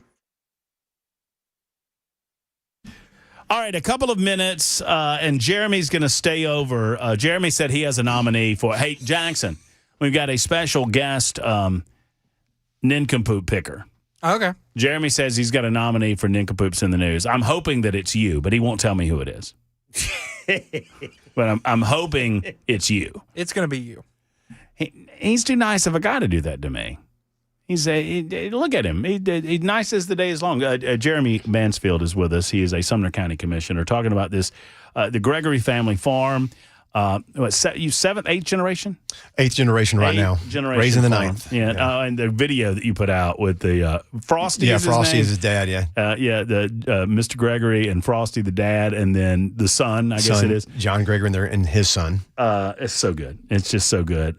Go and check it out on Jeremy's X page, I guess, or is it on your Facebook page as well? My Commissioner Facebook page or my X account, either one. So it's pretty obvious that TVA thought that they could just roll in and bully this family and get what they wanted. Right. That's just the way it feels. Thankfully, they hit the right person. They got you on the phone, and you've contacted the right folks. And I'm so glad that you let us know about it because this is what it's all about, right? Particularly when there are other options available. Yes. And as you have described it to me, and I think you put the map out there, there are other options out there for TVA. I mean, no one's against making sure that everybody's got the power that they need and whatnot. Why in the world wouldn't they explore other options that are less intrusive? That's a great question, because when you look at what I put out there on X, as far as in talking with John Gregory, a route that could be taken is there's a northerly route where there's kind of on TVA's map, it's kind of a light translucent blue line, where that's an existing easement from the 70s for the now defunct Hartsville nuclear power plant. And so they have what's called tap points. And so there's tap point 1 up there where I kind of drew a yellow line for those who might have seen the map. And I can post it out again. And that could easily, it runs over to State Route 109. And State Route 109 runs parallel to with the CSX railroad track. And so you got two automatic easement points for government utilities right there with a state highway and as well as a federal railroadway. So there's no reason they could not run that line, the top part of it, over to 109 and run it down, because that actually is the perfect solution to keep it from going on any new easements or condemnations or an eminent domain that they would try to do for any of these other routes, because that's what they'd have to do at this point. And that would not be very in their favor to do so. But if you go down that yellow line, I mean, half of it shows a green line next to State Route 109. In that, at that point, they've already planned on doing that. And I'm just saying, hey, extend it further north to where you actually have an easement already, and then cut it over and do what you need to do. So right now, they run along from the proposed substation. And I don't want to get too technical for folks listening on the radio, but it runs, for the most part, the suggestion that you have made and what they are planning on doing, it's over half of what they're planning on doing. You're just asking that instead of taking a right and cutting across this 8th generation family farm, they continue up an existing easement, which would be 109, and cut over that way, which would be far less intrusive. Have you gotten any response to this suggestion? Not from TVA yet, and I know the family has reached out to them, and I know John Rich is reaching out to TVA. But again, corporate speak, doing a little political dance, kind of like a no answers from the Don Mull, and so it's just not. They're just skirting around the issues, and it's kind of ironic. Here we are getting ready to celebrate the 250th anniversary of our America's founding. We have a Revolutionary War founding farm that we're basically about to wreck. That's continuously been worked for 8 generations, all because TVA just wants to go that route. And if you look at the map, it's really not much further, or it might even be equal to the distance of where they were wanting to tap in from the other direction. Well, there's obviously an alternative to disrupting this farm, right? And so they need to go with the alternative. And I don't care if there's additional cost. There's additional cost. You protect the private property that has existed with his family since the birth of this country. For goodness' Absolutely. sake. All right, Jeremy, we're going to let you stick around. Jeremy's going to play Nincompoops with us in just a moment, and we'll find out how you can help this family, the Gregory family. I will ask that question of Jeremy in just a moment as well. It's time for the news on Super Talk.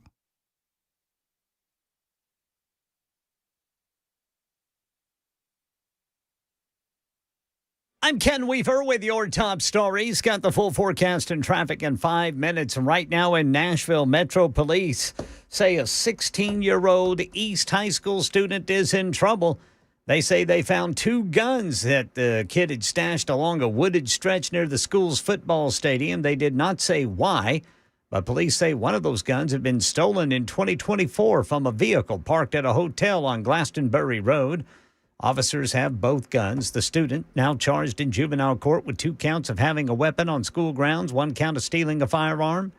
News 2 says Williamson County School Superintendent Jason Golden, during last night's board meeting, was quick to condemn the Ravenwood High School walkout to protest illegal immigration enforcement. I will tell you all very clearly, and we tried to make that clear in our statement, we do not condone or coordinate student walkouts. In fact, we try to do the opposite. We try to talk students and their parents who are involved into finding another outlet that does not disturb class time. One key request our principals have of parents is, if you believe your child might be thinking about this, let's talk. Yeah, so this Williamson County school walkout comes on the heels of a similar Wilson County school walkout. Social media back on trial today. Mark Zuckerberg expected to take the stand to testify in a trial that claims his products are harmful to younger users' mental health. The plaintiff, who is now 20, says that when she was younger, she got hooked on social media and that it contributed to her developing anxiety, depression, and body image issues. Here's ABC's Elizabeth Schulze. In a statement, Meta says that the evidence will show she faced many significant, difficult challenges well before she ever used social media. We did see in testimony last week, Instagram's boss pointed to safety features for young users, but the plaintiff's lawyers say that those safety features have had little impact. That's the latest news. Weather's next. So is traffic. I'm Ken Weaver, WTN News.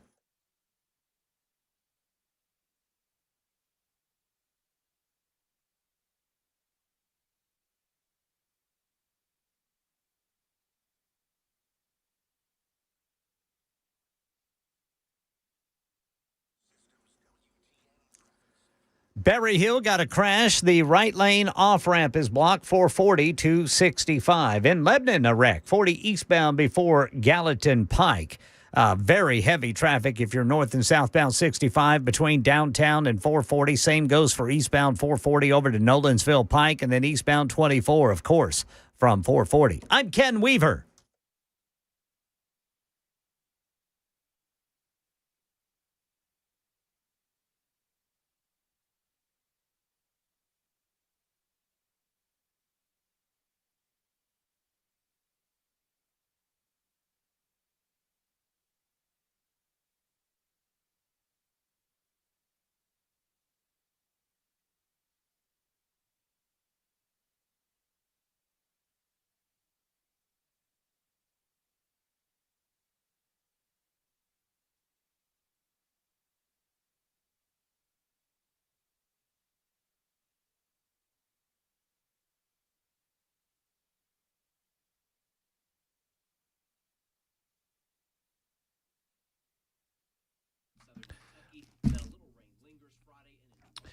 Hello, friends. It's Matt Murphy. I want to talk to you about Contours LLC. Both you guys and gals in the listening audience, if you're looking to get off a few inches off your waistline or a few pounds off your body, Contours is the way to get it done.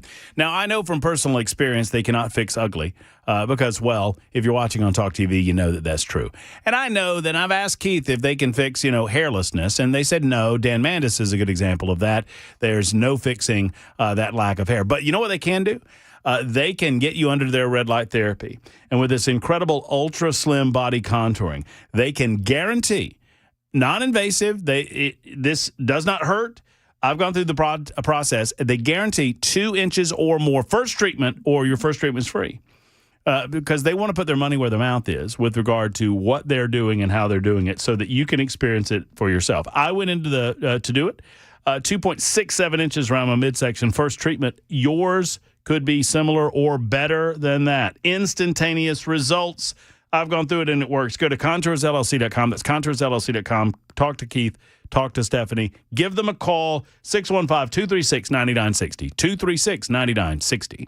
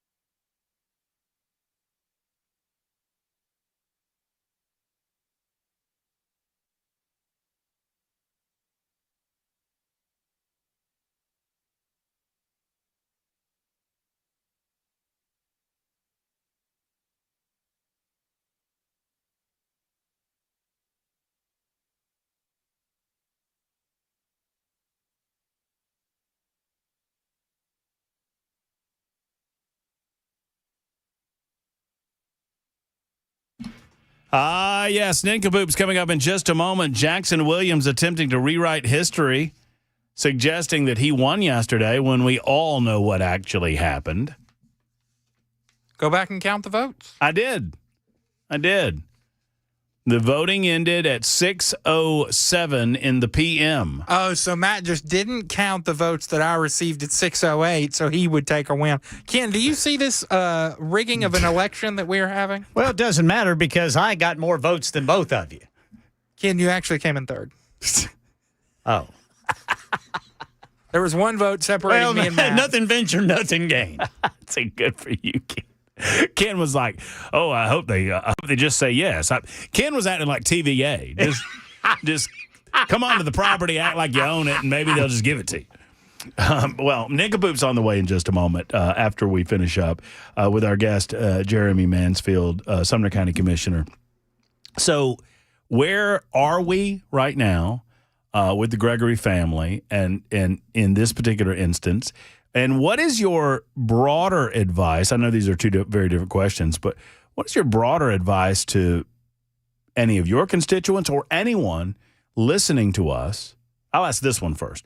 What is your advice if somebody just sees a TVA truck on their property, or someone listening to us feels like they're being bullied in some way by the Tennessee Valley Authority? What's your advice to them?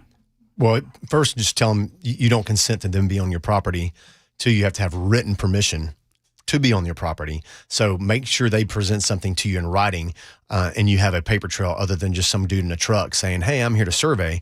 I think that's really key for anybody with any utility easement, somebody you're not comfortable with. Like, you don't have a right to be here. I want you to get off my property, or else I'm going to, press charges according to Tennessee and federal laws. But definitely get something in writing that shows them why they want to come on your property. And that's the best start. And just tell them, no, you don't have a right to be here. And then hope that you have a county commissioner in touch, like Jeremy Mansfield, who is willing to lend a voice to this thing. And thank you for doing that for the Gregory family. And I know that they appreciate it as well. So where are we in this particular situation as it stands, and what do you expect out of it in the next days, weeks, months? Right now, it's like I said, Laura Campbell, the senior VP, has been contacted. She's been sent a cease and desist letter both to her and the legal department of TVA, as well as an email. The president and CEO of TVA, Don Moll, has reached out to John Rich directly and kind of given him the runaround with corporate speak. So John basically has going to be launching a national press run to address this issue from a national level. The USDA has already been in contact with John Rich about this and messaged him, called him, and they're head of their legal. I know even other high up federal people have reached out to him. So there's definitely a lot of eyes on this, and it's kind of like you're waiting for TVA's move. But unfortunately, their posture is they're not going to back down, and they have not conceded anything. So John's going to escalate to the next level. But right now, there's nothing that TVA has submitted, like a court document, papers, or kind of condemnation or anything, said they're going to take it. So it's kind of we're playing a game of chicken right now. And I want to remind folks who might be getting in to the middle of this conversation, it's not like TVA has been up front and argued, hey, we'd love to do this a different way, but this is the only way we can do it. That's not what we're talking about. There are clear paths that they could go down that would not impact this family farm in the way that it is, and they've chosen to do it this way, and they refuse to talk to anybody about it and act like bullies in the schoolyard when challenged on it. Yeah, they can be the hero here, or they can explain to the entire country why they chose the most destructive path. Which way do they want to go? Yeah, I know. It's so very well said. All right, you going to stick around for Nincompoops? Absolutely. All right, it's time for Nincompoops in the news on Super Talk 99.7 WTN. Nincompoops in the news. 8378 says we need to keep the vote open until 6:10. Give the listeners that much time after the top of the hour news. So your mama's listening, Jackson, apparently. It's just people who respect law and order. Law and order? I just think it's a travesty what you've done to this segment. By the way, Ken, I announced, I don't know if you heard it because you were busy doing the news. Yes, sir. But I said, hey, the voting has closed. I'm getting the tallies together. And then only when Jackson found out that he was one vote behind did he say, the polls are back open. The polls are back open. Well, those people wanted their voices heard. Oh, did they? And they wanted me to whoop your behind. I'm going to let our guest go first. I'm fearful that he's going to steal a lot of thunder here, but Jeremy said that he had an nincompoop in his mind. What if Jeremy wins? He might. I mean, Ken, I am a 2-0. It's 2-0 right now. Matt Murphy, for the first time in Nincompoop's history, has won the first 2 days of the week. I mean, I don't think you guys will have to even keep the polls open after this. I mean, I think it's going to be a slam dunk. Who you got? I mean, we're talking about the Nincompoop News. We're going to have to go with TVA News for Nincompoop News Winner of the Week.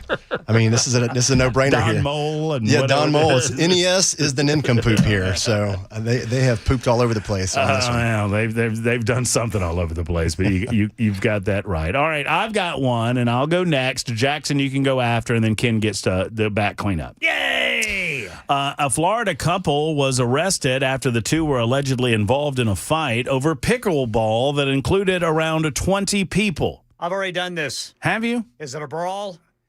Oh, see, I was worried that this was the same pickle brawl. Yay! Was this in Florida, Ken? Yep. You were here for that, so you're DQ'd. All right, my turn. Hey, easy. Would you not turn my microphone off so I can? I accept the DQ. I just need a moment to process. I need a moment of pain. Ken, you understand? I do understand because you got DQ'd on Monday. Ken. I got DQ'd on Monday because I did something that you had already. Well, y'all don't understand how hard it is to find these nincompoops and to find 3 of them per day. It's very difficult. It is tough, and I was hopeful. I knew you did a pickleball brawl. Yeah, I was hoping it was somewhere different. That guy. All right, Jackson, I processed it. Go. I'm going to change mine. Mine is TVA. There we go, baby. We're going to win. All right, this one comes out of Wisconsin. Naked man steals ambulance, leads police on Wood County chase with patient inside, police say. Oh, no. A man was arrested after stealing an ambulance nude and leading police on a chase for more than 18 miles with a patient in the patient compartment on Tuesday night. At about 5:35 p.m. Tuesday, officers with the Wisconsin Rapids Police Department started a pursuit involving a stolen Wisconsin Rapids Fire Department ambulance, according to a WRPD News release. Wearing nothing but a stethoscope. The release said the ambulance was parked at the 1400 block of 22nd Avenue South while medical personnel were tending to a patient at a nearby home. 2 paramedics were initially in the patient compartment with the patient secured on a gurney when a naked man got into the driver's seat, Rapids Police Chief Daniel Hostins confirmed. Well, by the way, when you want to steal an ambulance, sometimes you don't have time to put on clothes. No, you just got to get in and go. You just got to get in there and go. One paramedic got out of the ambulance to engage the man while the second paramedic tried to prevent the ambulance from being moved. He had to get out of the ambulance when the paramedic's safety was compromised. The man drove off with the patient still in the ambulance. The chase ended on State Highway 7380 in Pittsville, a span of more than 18 miles and about a 40-minute drive. Early in the chase, tire deflation devices were unsuccessful. Pittsville Police Department eventually were successful deflating the front passenger tire of the ambulance. The man drove the ambulance into a muddy field where it became stuck. The driver refused numerous commands to exit the ambulance via a squad-equipped public address system. Due to the urgency with a patient in the back of the ambulance, officers deployed a drone to view the subject and coordinated officers to approach the subject and were able to arrest Ben Feltz without further incident. Ben Feltz? Yep. This sounds made up. Where's this from? This is from Channel 12 in Wisconsin. We'll see more butts. Yeah, you know what I mean? I see more hair. Yeah. I need to take a dump. Naked subject, exit the vehicle. I pee freely. Clawed balls. Anyway, so what happened to the guy in the back? He was Feltz and the patient were both unharmed. Minor damage to the ambulance was reported. Feltz was booked into the Wood County Jail on disorderly conduct, lewd and lascivious behavior, and operating a motor vehicle without owner consent. Man. That's got to be Grand Theft Auto, right? I hope they gave him some clothes. I wonder what the fella on the gurney was in the ambulance for. It's a good question, Ken. Clearly, it wasn't too time sensitive. I hope it wasn't heart related. I think he wouldn't be. Right. I mean, if he's driving around 40 minutes. Can you imagine being strapped down to the gurney and you, sir, I don't think this is the way to the hospital. Sir, where are your clothes?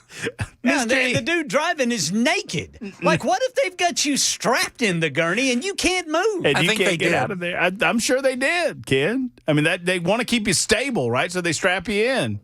And now some naked dude's taking you on a joyride. Hold on, we're going to the DQ. Can I get 2 Frosties? You want anything, bud? Oh, you don't look too good. You look hungry.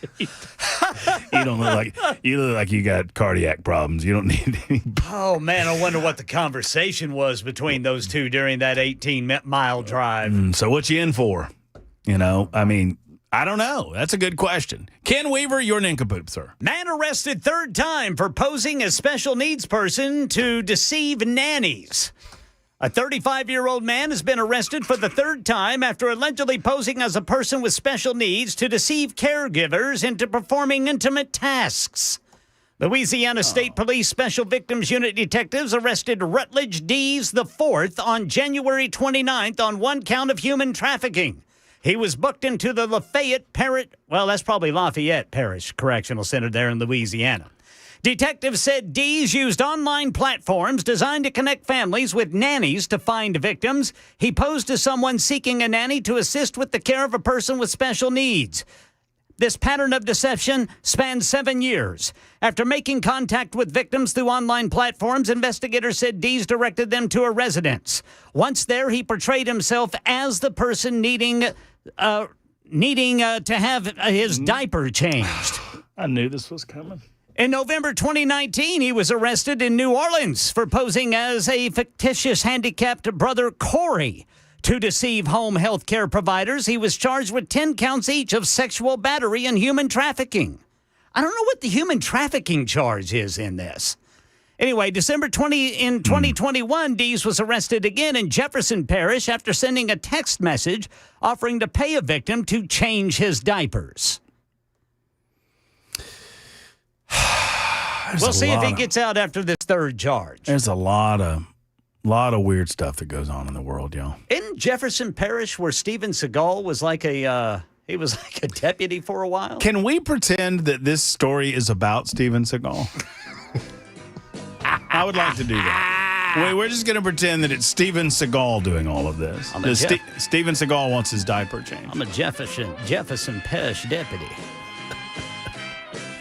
I would vote for Jeremy if I were y'all, but you can vote for Ken, you can vote for Jackson. You can't vote for me because I've been disqualified. Jeremy, thank you for all that you do, my friend. I appreciate it, Matt. TVA News, nincompoop of the day. TVA News, says Jeremy. Y'all vote often. 615-737-9986. Another hour to go. Mike has been holding for a while in Old Hickory. We'll find out what else he has to say. He was making a second point, but we made him hold. We'll be back after this.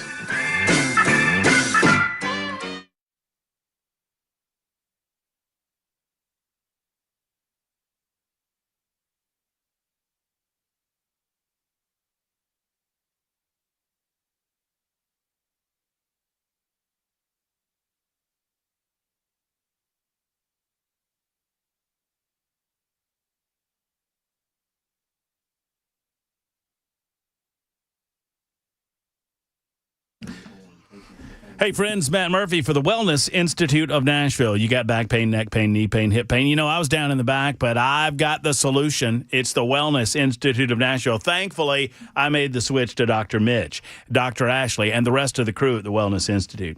If you've got back or neck pain, sciatica, a slipped or bulging disc, they understand how to heal you naturally. You know, you don't want to go through life popping pills. And folks understand that because it can just, you feel out of sorts, you feel out of it. Maybe it alleviates the pain to a certain degree, but you can't live your life in a normal fashion. Well, you don't want to go through your life having to get pain blockers either. And certainly surgery should always be a last option. That's where the Wellness Institute of Nashville comes in. They have the new HydroWave, which I absolutely love. It uses your stem cells in your own body to regenerate tissue to help grow new blood vessels to help the healing process. It's a fancy thing called angiogenesis, which I don't pretend to understand, but I know this. Dr. Mitchell does, and they're the only location to have it. They're located in Mount Juliet. Go see them, the Wellness Institute of Nashville, online at painisbad.com. That's painisbad.com, or call 615-246-5009. 246-5009 for the Wellness Institute of Nashville.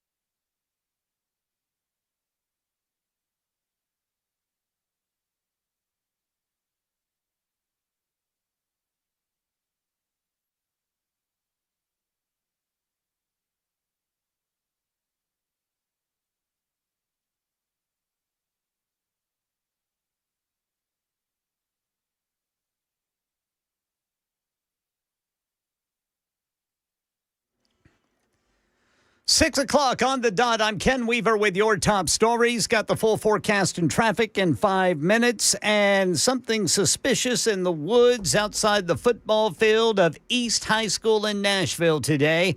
And a 16-year-old went to jail. Metro Police say that kid hid 2 guns in the wooded area. One of the guns had been reported stolen in 2024 following a vehicle break-in at a hotel on Glastonbury Road.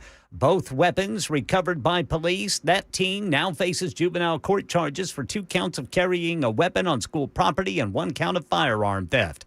8 skiers have been found dead, and 1 remains missing after that massive avalanche in Northern California. It has now become the worst avalanche disaster in U.S. history. Shannon Moon is the Nevada County Sheriff. It's a very remote, rugged area on the north side of the highway there. It is not a groomed area or a ski resort area. This is a backcountry area, rugged terrain. She says 6 members of the group of 15 survived. They're the ones who called for help. Of the 6, 1 was a Blackbird Mountain guide, and 5 survivors were clients on that tour. Let's check in with Trevor Ault to find out how the survivors are doing. What we've been told about the survivors is that 2 of them had been taken to the hospital. They were injured to the point that they were incapable of walking. The other 4 had been sheltering in place as well underneath a tarp. But in the meantime, while they were waiting for rescue, they had been working to try to locate some of their friends who had been buried. And they found 3 of these other skiers who are now deceased. Yeah, this area is once again at risk for another avalanche. Not just a danger for the search and rescue teams, but also the potential risk for reburying the bodies of the dead. Meta CEO Mark Zuckerberg on the stand today testifying in a landmark trial over whether his company deliberately targeted kids with social media design features. A 20-year-old plaintiff is suing Meta, claiming the platform designed to be addictive and in turn affects young people's mental health. ABC News legal contributor Royal Oakes has more. When the CEO takes the stand, the case becomes personal. Jurors are evaluating his tone, credibility, and demeanor, and that could influence how they view the entire company. If he loses his cool or seems arrogant, that can translate to a big win for the plaintiff. Billionaire Les Wexner told a House committee he was a victim of Jeffrey Epstein, not a partner in wrongdoing. The 88-year-old said Epstein carefully hid his criminal behavior while serving as Wexner's financial manager. Wexner testified once his wife uncovered financial irregularities, Epstein was cut off and forced to resign from their companies. He also denied allegations from an Epstein accuser, saying he's never cheated on his wife. That's the latest news. Traffic and weather next. I'm Ken Weaver, WTN News.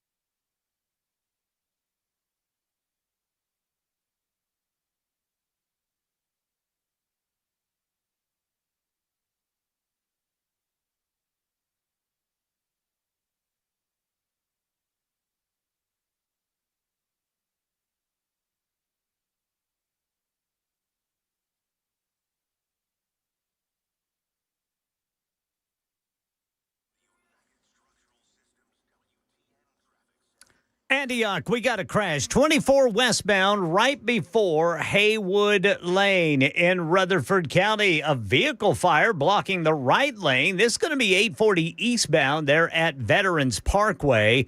Eastbound 440 is a parking lot over the Nolensville Pike, and it doesn't get much better if you're eastbound 24 from 440. I'm Ken Weaver.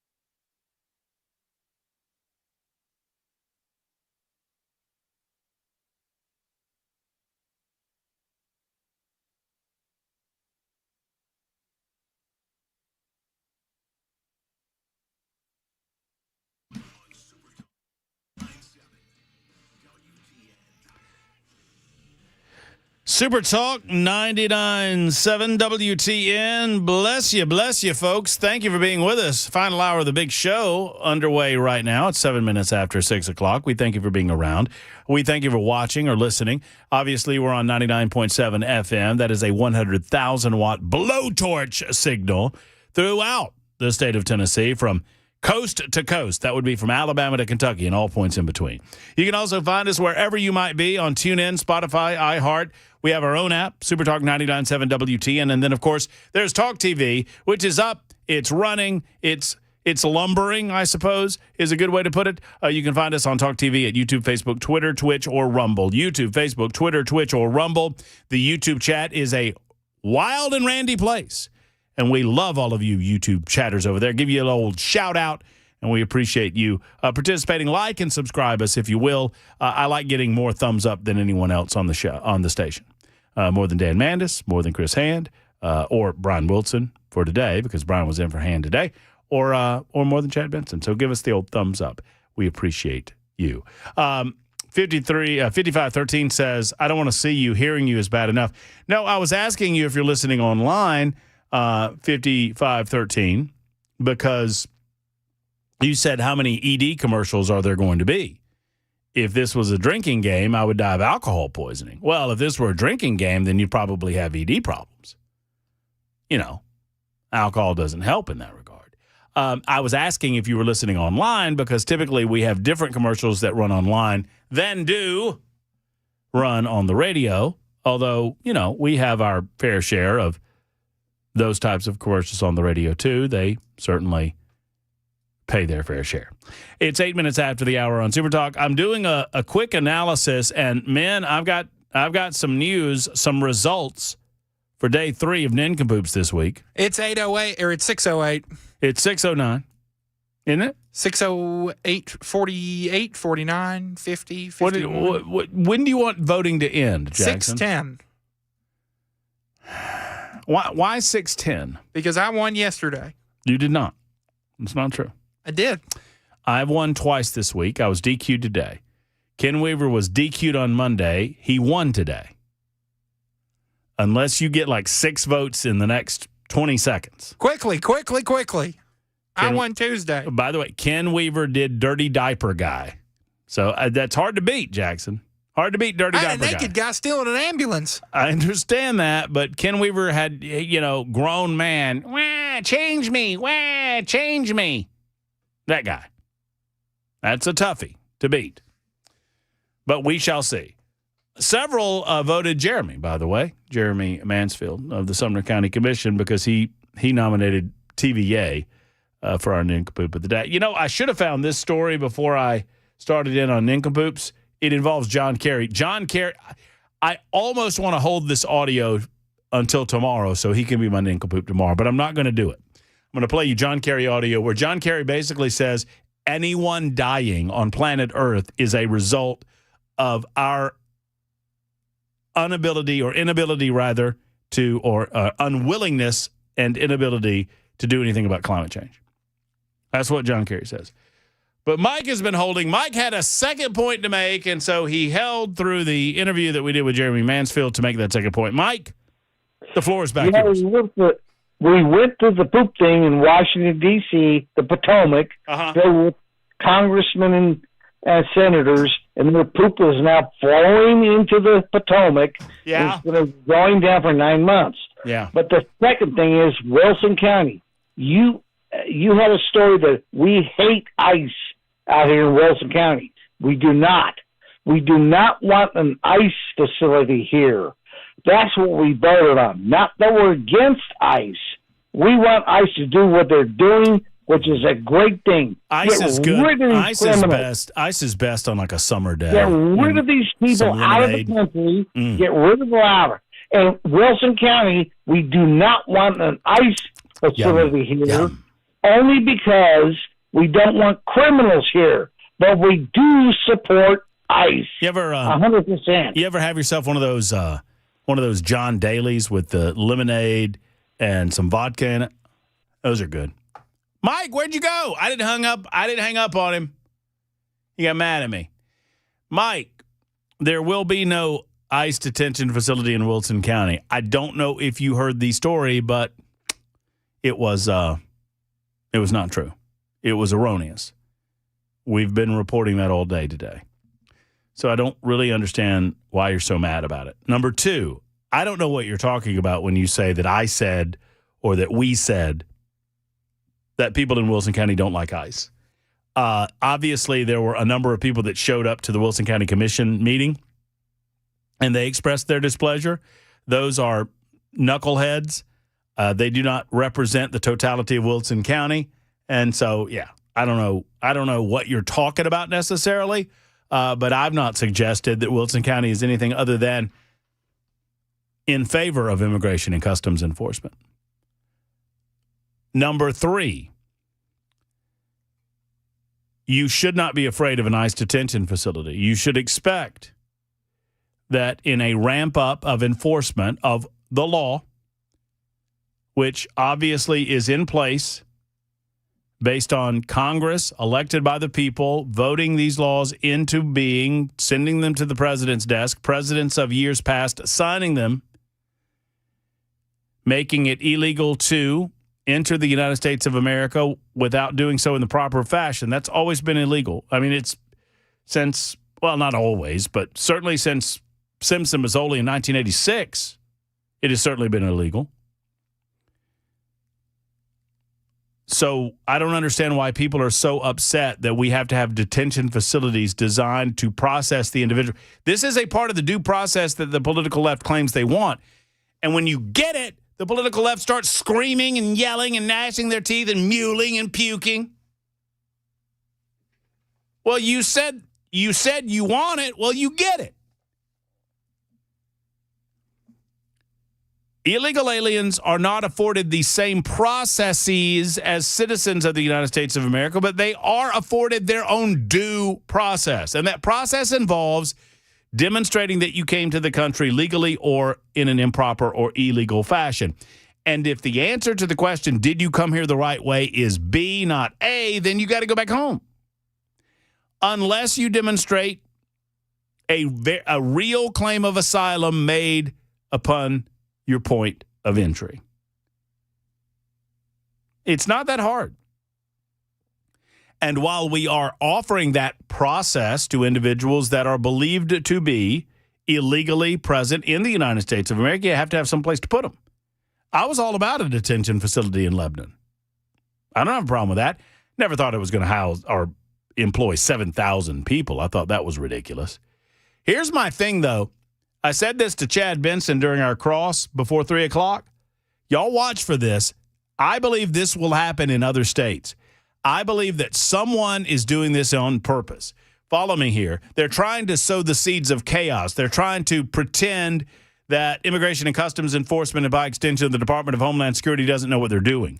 So they call these local reporters at these various local television stations, whether they be in Virginia or Tennessee or wherever, and they say to these reporters, hey, I heard that there was a detention facility coming into town. I heard that they had bought up land. And then, sadly, this is designed to sow the seeds of confusion because these reporters go to local officials, in this case, Senator Mark Pody and others, the governor's office. Hey, what's up about this? And they say, we haven't heard anything about this. And it's notoriously difficult to get through the red tape to actually talk to someone in Immigration and Customs Enforcement. And in this case, sadly, whatever ICE spokesman they got to, that person said, oh, yeah, that's true. Well, it wasn't true. And so it further confuses the general public. And I think it's all on purpose.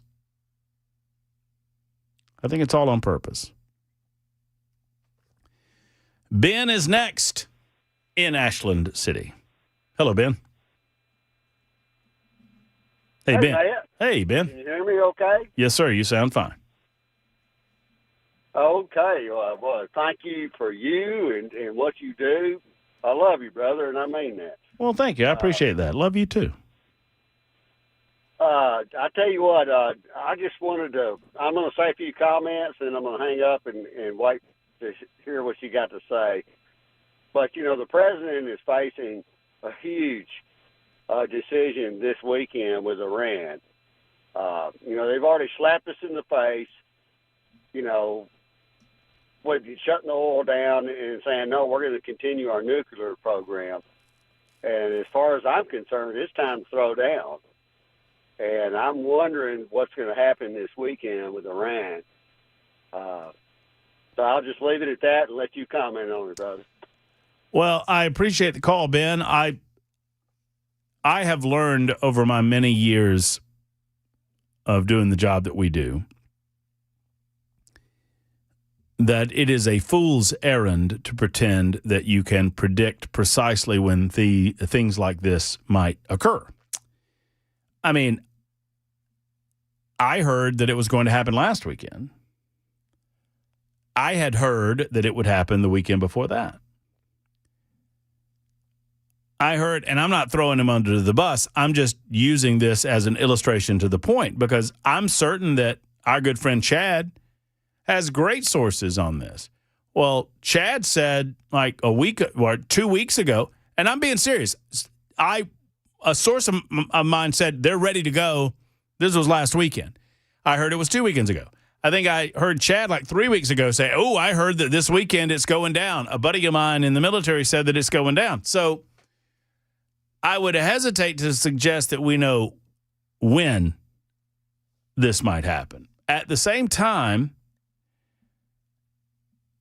a lot of learned people are suggesting today that we are weeks away from some sort of escalation in the Middle East.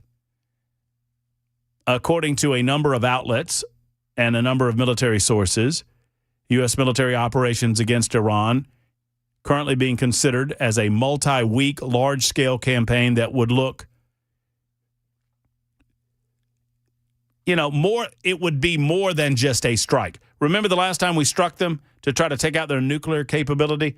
Well, this would be that times a bunch.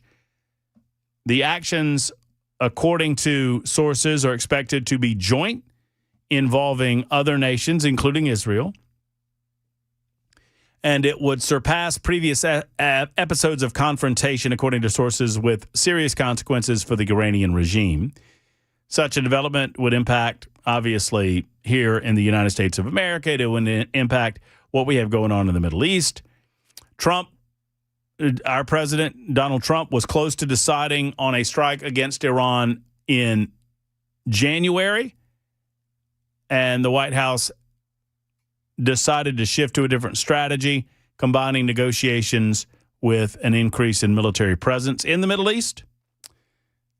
At the same time, Steve Witkoff, he's holding talks with Ukraine and Russia. He had talks in Geneva with the Iranian foreign minister, whose name I cannot pronounce, so we call it Great Googly Moogly. And obviously, those talks have yielded nothing of consequence. So I would hesitate to suggest that we know when or if at all this is going to happen. At the same time, if indicators are pointed that way, Donald Trump has surprised me in the past. I did not believe that there was a way to thread the needle in Venezuela without putting boots on the ground. They managed to do that. I did not know that there was a way to thread the needle and eliminate the nuclear ambitions, or at least in the short term, eliminate the nuclear ambitions of Iran without having to put boots on the ground or have a further military presence than we already have in the Middle East. They managed to do that as well. These calculated strategic strikes have worked for Trump in the past. It is possible that there is an option 3 that doesn't involve boots on the ground and doesn't involve doing nothing that would be palatable to me in hindsight. I've yet to conceive of that. Everything that we do in the Middle East should be in regard to the interest of the United States of America first, second, and last. I understand that we have friends in the region, primarily Israel. We should not do this just because it's in Israel's best interest. Now, if that is a residual benefit, so be it. But we should not be making military decisions based on the interests of another country. We should only be making military decisions based on the interests of our country. Are the Iranian people ready for new leadership? I think so, but that is in some ways up to them. Big difference between Venezuela and Iran in terms of proximity to the United States of America and in terms of what is going to be in our long-term interests. It is in the American financial interest that we restabilize and redemocratize Venezuela. I don't believe for a moment that's going to happen in Iran. Middle Eastern people, and primarily Arab Middle Eastern people, and let's go a step further, Muslim Middle Eastern people, they don't think of this the way that we do. They don't think of self-government the way that we do. They just don't. They're more tribalistic in their way of thinking. They don't recognize these phony lines that other nations have set for them. And I do not believe, we've tried it too many times, Afghanistan, Iraq, I do not believe that any sort of phony lines or propped up democratic process will hold. And we're just spilling blood for no purpose. And besides, we never take the oil. I mean, hell, you might get me behind it if you told me we took the oil.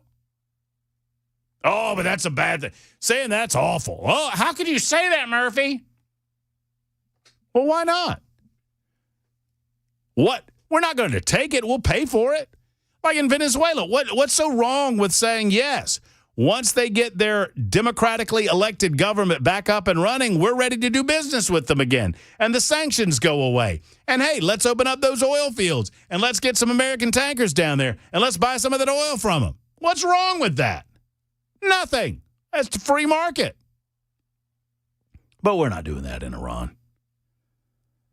So I'm loath to suggest that we should do anything, honestly.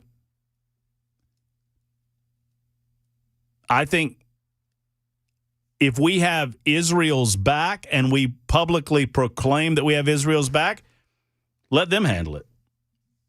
And let them fight their own fights. 615-737-90, that's my take on it. I don't believe that it's necessarily imminent this weekend, but I've been wrong before. 24 after the hour, Super Talk 99.7 WTN.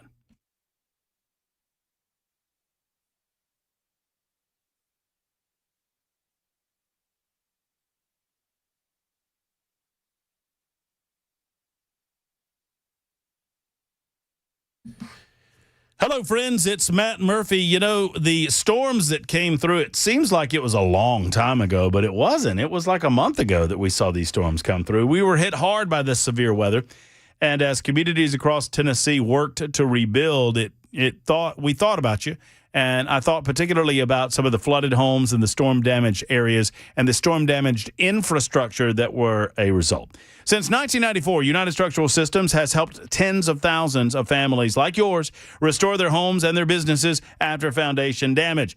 Often that damage comes from the kinds of severe weather that we just saw.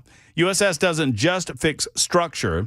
They help restore stability, safety, and peace of mind, especially for people recovering from storms, flooding, and shifting ground. Their community involvement also includes helping local schools, neighborhoods, and organizations like Habitat for Humanity. So they believe in giving back to their community. Friends, I want you to go to USSTN.com. That's USSTN.com to find out how they can help you. If you're concerned about storm damage, if you are at all concerned about structural or foundation repair, you need to call the best, called USS. USSTN.com is the website. Go there, tell them Matt Murphy sent you.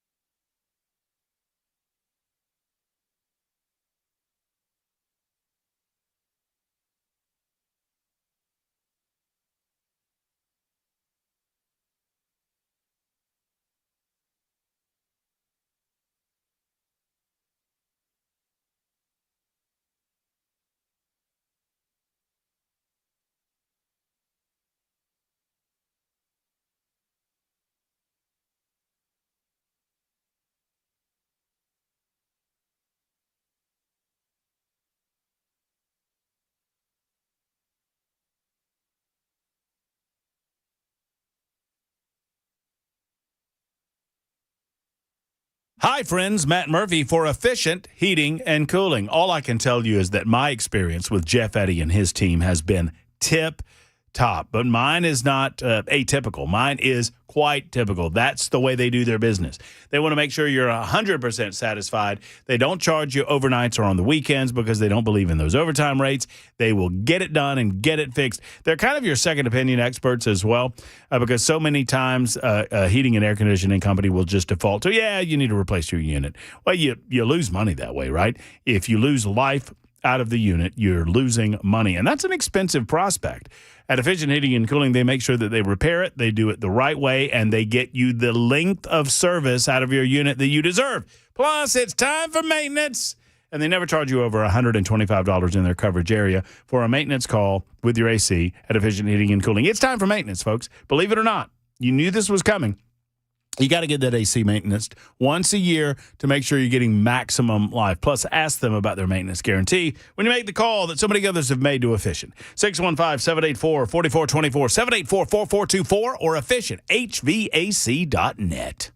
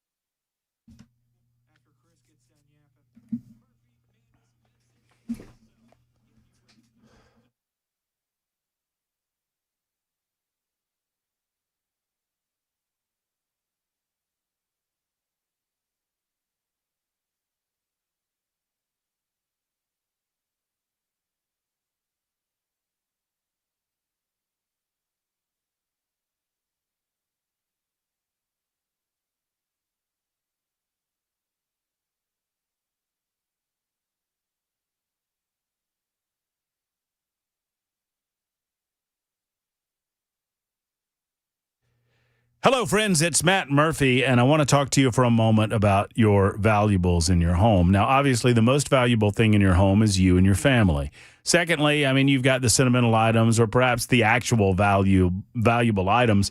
With gold and silver prices at record levels, break-ins are sadly increasing in Middle Tennessee. Mark and his team at Nashville Safe House want you to understand that this is a reality. They're not here to scare you, but they have customers coming in daily because of break-ins in the neighborhoods, or they've been the victim of a break-in. They had one customer that Mark was relating to me recently that lost over $250,000 in a break-in before they secured their valuables with a high-security safe from Nashville Safe House. The Safe House has the best selection of safes in Middle Tennessee, and it's not even close. The best selection of safes in the Southeast, that's more like it. The best selection of safes in America, possibly. They have over 200 on their showroom floor, another 400 or so in their warehouse. They're the only dealer for Fort Knox safes in the area. They're also the largest and friendliest Browning dealer in the world. Folks, do not risk a break-in. Do not risk your valuables, and do not risk protecting those things that protect your family. Gun safes are always sales tax-free at Nashville Safe House. Go to NashvilleSafeHouse.com or 4th Avenue South in Nashville.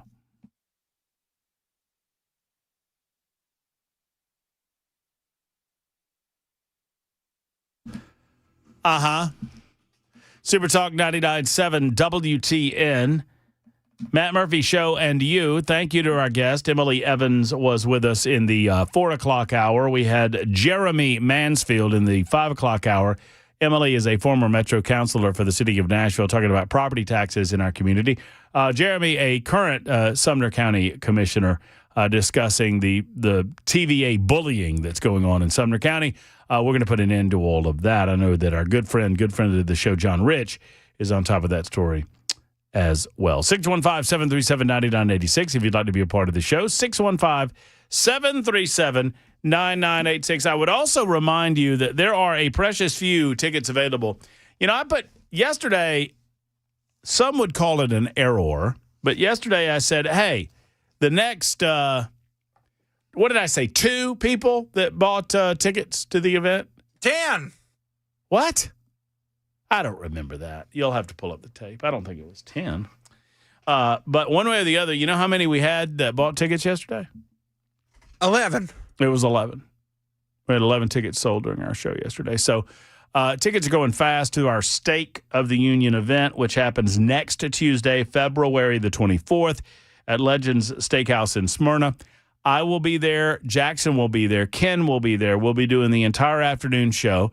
Chris Hand, Chad Benson, and Dan Mandis from Nashville's Morning News will be with us starting, a little before, but officially around 6 o'clock. At 6 o'clock, we'll do our roundtable as we normally do. We'll lead right into the State of the Union while you enjoy your Stake of the Union. And with your ticket price, not only do you get to break bread with us while we broadcast live, that includes a 9-ounce sirloin steak, 2 sides, salad bar, strawberry cake, one or a non-alcoholic beverage. I'm sure they'll give you refills. Non-alcoholic beverage of your choosing, plus tax and gratuity for a mere $100 in price. And I offered yesterday that, I'll buy you another beverage if you'd like. I mean, whatever you'd like. Lemonade, ginger ale, a frosty cold one. Yeah, why not? That would be for the first. How many did I say, Jackson? Did I say 10? 10? Boy, I don't remember that. Anyway, we got a bunch of people yesterday. We would love to see it. Y'all come see us in Smyrna at Legends Steakhouse. That is next Tuesday. We are at a point where I'm going to tell you one of these days, next couple of days, that tickets are sold out because it's a hard cap at 100. That's all the people that we can fit into the facility. And we are getting close to that amount. So we'd love to see you come break bread with us. It becomes, here's what I would say. If you've never experienced one of these events, it's so much more fun than just watching at home. We can play games. We can play non-alcoholic drinking games. I would suggest alcoholic drinking games, but I don't want to be responsible for that. How about non-alcoholic drinking games? The State of the Union is always more fun when it becomes the Stake of the Union. See what we did there. And once again, you're invited to get tickets at 997WTN.com. That's 997WTN.com. You can go to any of our social media platforms and find tickets there as well. Also, speaking of being out and about, we've got a couple of other occasions where we will be out and about. We're going to broadcast potentially from a boat. We're working on it. We're working on being on a boat. We will 100% be at the boat show, wherever that. Where is the boat show, by the way? I should know. Fairgrounds? Is that right? Yeah. Okay. I love the fairgrounds. Oh, and go over there and say hey to John Ingram, my good buddy John Ingram. See why he's trying to steal the Fairground Speedway. So March 5th, we will be out at the Nashville Boat Show, and hopefully, fingers crossed, broadcasting directly from a boat. And if we do, I'm going to make sure that Ken Weaver has a fishing pole, probably a cane pole, with a bobber on it, and he will have a bucket with potentially maybe some fish in it and some live worms. So come see us there March 5th. That'll be a fun event as well. Were you serious what you just told me about Nancy Guthrie? No. Oh. Well, that's depressing because I agree with you. During the break, I asked Jackson if he thought that they would ever catch the killer. I said, do you think they'll ever catch the guy that killed Nancy Guthrie? And I didn't even think about it the way that I said it, Jackson. I just said it that way. That's how convinced I am. Mm-hmm. It's like, do you think they'll ever catch the guy? And Jackson said, I don't know that she's dead. And I'm like, are you serious? No, he's not. I mean, it's sad to say, but we live in a world, we live in a day and age. We're dealing with an 84-year-old woman who had a pacemaker. It's been almost 3 weeks. Yeah, I mean, I hate it. I don't know that I don't know. My gut instinct tells me that I don't think they have any clue. I mean, they don't seem like they have any clue. I mean, so they sold that backpack at Walmart, did they? They sold that mask at Walmart, did they? They sold that set of gloves at Walmart, did they? Well, if I walk into Walmart and I pay with cash, so now you don't have a receipt trail. And oh, by the way, you're going to have to go over all the surveillance videos at Walmart? Unless this guy screwed up royally in preparing for whatever it is he was doing. I'm fearful that we'll never find an assailant. Now, hope is an interesting thing. I've long said that you never want to be left with hope. Hope can be a very empowering thing. Hope can be a refuge. Hope can save your life psychologically, mentally, spiritually. But hope, if that is all that you have, is an indicator that all the other plans of actions have been exhausted. Every other possibility has been attempted. There are no other paths to go down. You have no ability to change directly or indirectly the circumstances that you find yourself in. You never want to be left with hope. Hope is not a plan, nor a plan of action. Hope is more often than not is having faith that exterior circumstances will in some way change the position that you find yourself in. And we're left in that Guthrie case for those who have been following it, or in this case, if you are the Guthrie family, all you're left with is hope. And that's very sad. And yes, I know that it's funny. I don't think people get my sense of humor. I know that I have a very droll, dry sense of humor. I understand that I say things sometimes that are very deadpan.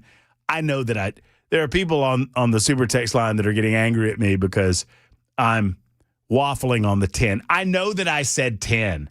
I kind of regret saying 10, but I know that I said 10. Here's what I also know. I know that we sold 11 tickets during the Murphy show. So one of you 11 that bought tickets yesterday, you're not getting a drink. And so here's the play, Jackson. Next Tuesday, you my wingman? Sure. You my guy? I'm there. All right, so we're there. We're doing the show. Person A comes up. Person A says, hey, Murphy, I bought the ticket during your show when you said you would buy us a drink. What is the proper and only response to that person? You're number 11. Sorry. You're number 11. It's exactly. Go away. Get out of here. Try to do a radio show. What are you doing over here? Give me your strawberry cake. Leave the cake. Matt, we'll trade cake for a drink. For beer. Yes. Maybe. So TB says if she's still alive, the kidnapper has leverage and would be asking for ransom. Agreed. Obama was all about hope and change. Agreed. 8838 says AI can scrub all of that data, Walmart cameras and so forth. Maybe. I don't know. I think Walmart is pretty good about security, obviously, and they're pretty good about securing their data, but there are so many of them, and anyone that had any length of foresight would have known to A, pay cash, and B, go buy this stuff way away from where they were going to commit the crime. You know?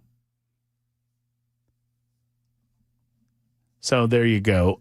In the meantime, there's this nincompoop. I don't think you can see him on video, but you can hear him, and hearing him is enough. This dude is an absolute nincompoop. His name is John Kerry. I'm John. This is before your time, Jack. Well, it was 04, I guess. I think that's who did George Bush run against? Yeah, it was George versus Al, and then George versus John Kerry. So in 2004, you were a wee tot. I was 4. 4 years of age. Well, when this happened, you would have been almost 5, because it would have been November of 2004. So yeah, John Kerry. I'm John Kerry reporting for duty, he said. John Kerry was a dunderhead then, and he's a dunderhead now, and here he is talking about climate change. There's really no polite way to put it. The climate crisis is killing people.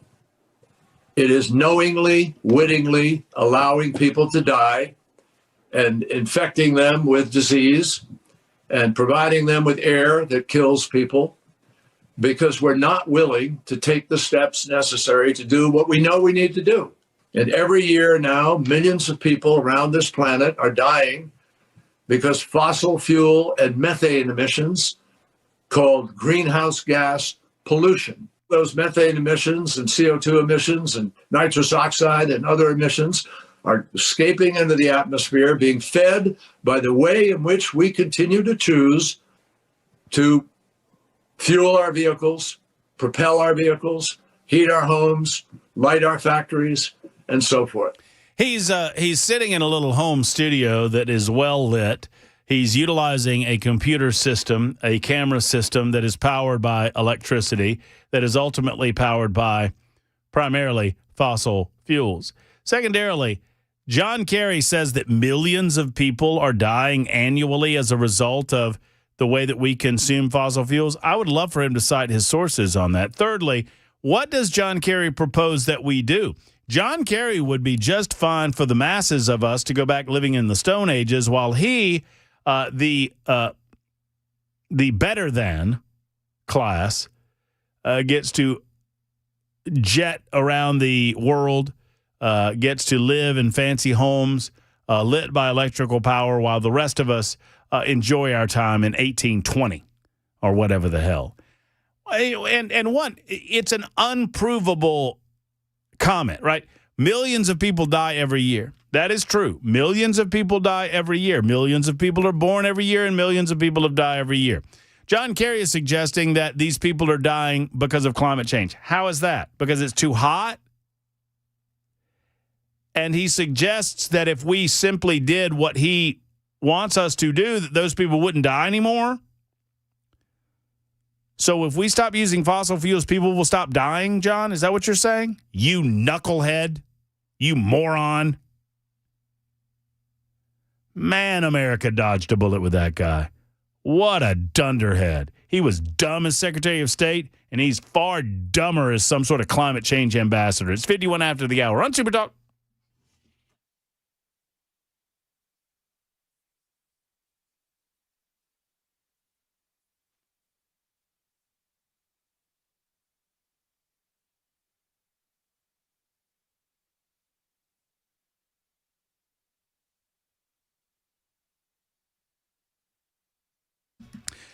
Grace Point Healthcare, affordable, convenient, comprehensive medicine in a direct pay format. Let's talk about it. They want to be your primary care provider, which means all treatment decisions will be made between you and the medical staff, not your insurance company. That's the way to get it done. Whether paying by the visit or enrolling in the Smart Care Plan, you will always know you're getting exceptional care at a very affordable price. Secondarily, if you enroll in the basic Smart Care Plan, which I would recommend, it is $99 a month for grown-ups, $79 a month for the kids. You can utilize your HSA to pay that monthly fee. Thank you to the big, beautiful bill. And when you do so, you'll get unlimited office visits plus free basic labs and diagnostic testing. At Grace Point, there's never any long wait times. They simply don't believe in it. As your primary care provider, they can treat the entire family from newborns to seniors. And we're in the midst of cold and flu season. If you just feel too bad to come in, don't worry. They'll even make house calls for you. Grace Point treats the entire body in a way that I believe in. They try to get to the root of the problem. Give them a call. They're located in the heart of Franklin, 599-6868, 599-6868. Modern medicine delivered the old-fashioned way at Grace Point Healthcare.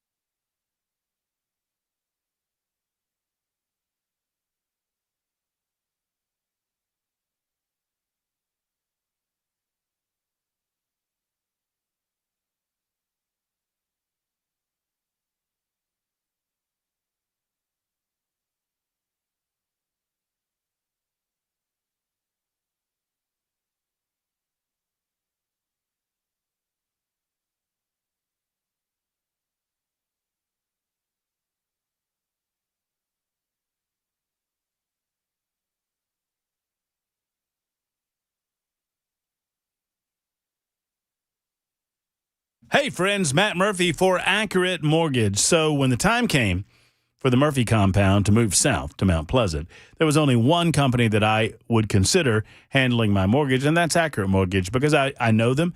I've sat down with them, broken bread with them, and I know that they're great people who do an honest day's work and want to be able to look you in the eye when all is said and done. They're never going to suggest to you that you do a mortgage that is not in your financial interest. Unlike the big online lenders at Accurate Mortgage, you're not just a number to make a buck. Accurate will never advise you to do anything that is not in your interest and that is not fully explained to you. Now listen, even though rates may be a little bit higher than your current mortgage, a cash-out refi can be able to save you money every month by getting rid of higher interest credit card debt or consumer debt. Secondarily, if you're looking to buy a house, you've reached kind of a honey spot where the prices of the homes that you're purchasing, they have gone down to a certain degree, and interest rates are going down as well, which is great news. You need to get with Accurate to find out if it's the right time for you. Whether you're purchasing a home, cash out refi, or you're renovating your current home, let's get with Accurate and make it happen. Visit Accurate Mortgage today at AccurateMTG.com. AccurateMTG.com. Accurate Mortgage, NMLS 129944. Rates and terms subject to change. Equal housing lender.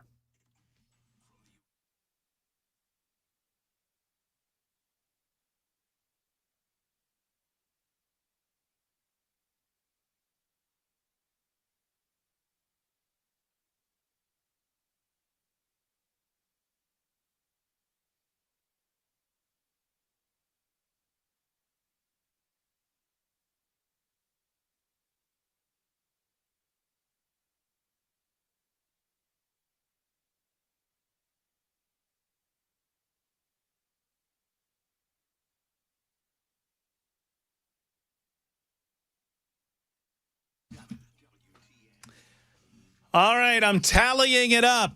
Patrick says, my vote is for Jackson. I'm just kidding. It's for Matt Murphy. Look at there. I love those of you that voted for me, even though you knew that I was disqualified because I repeated one and could not win. So several are asking who won Nincompoops today. I'm doing a bit of tally. Jackson, you want to guess who won? Not me, because you're talking about it. No. Hold on. I sincerely don't know. Jackson, Ken. Jackson, Ken. That's a tie so far. Jackson, you're in the lead. Ken, tied. Ken is in the lead by 1. Your guest won. Ken is up by 2. Ken is up by 3. Jackson, so Ken's up by 2. Ken's up. And Jackson's. Yeah. Ken. Jeremy wins. Jeremy has my vote. Ken. Jackson's was good too, writes Dawn. That's nice. Jeremy, Weaver, Jackson, Weaver, Ken, always Ken, Jackson, Ken, Jackson, Weaver. Yeah, I think he's got you. Sorry to say. Ken wins. Is Jerry Nadler from Louisiana? No, Jerry Nadler's from New York. Not from Louisiana. He's a big old hefty boy, though. Ken wins with the diapers. So, yeah, I believe it was Ken Weaver who was the big winner. You got big plans for tonight, Jackson? Not anymore. What were you going to do? Go home and celebrate your big victory? Yep. Well, you still got tomorrow and you got Friday, so there's still a chance. Murphy's won 2, Ken's won 1. Whatever. What do you mean, whatever? I don't want to ruin your week. I'm trying to be nice. Hey, hold on a second. This headline just in. Headline from the Hollywood Reporter. Say goodbye to most appearances by political candidates on daytime and late night talk shows if Trump administration gets its way. To which I say to the Hollywood Reporter, thank you. We accept your generous offer. It's a deal.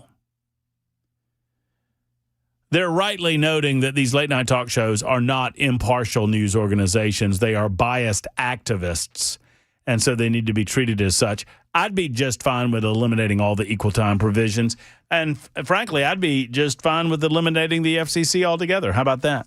Until next time, it's Matt Murphy speaking and saying, for Jackson Williams, for Ken Weaver, hug your loved ones. So long, everybody.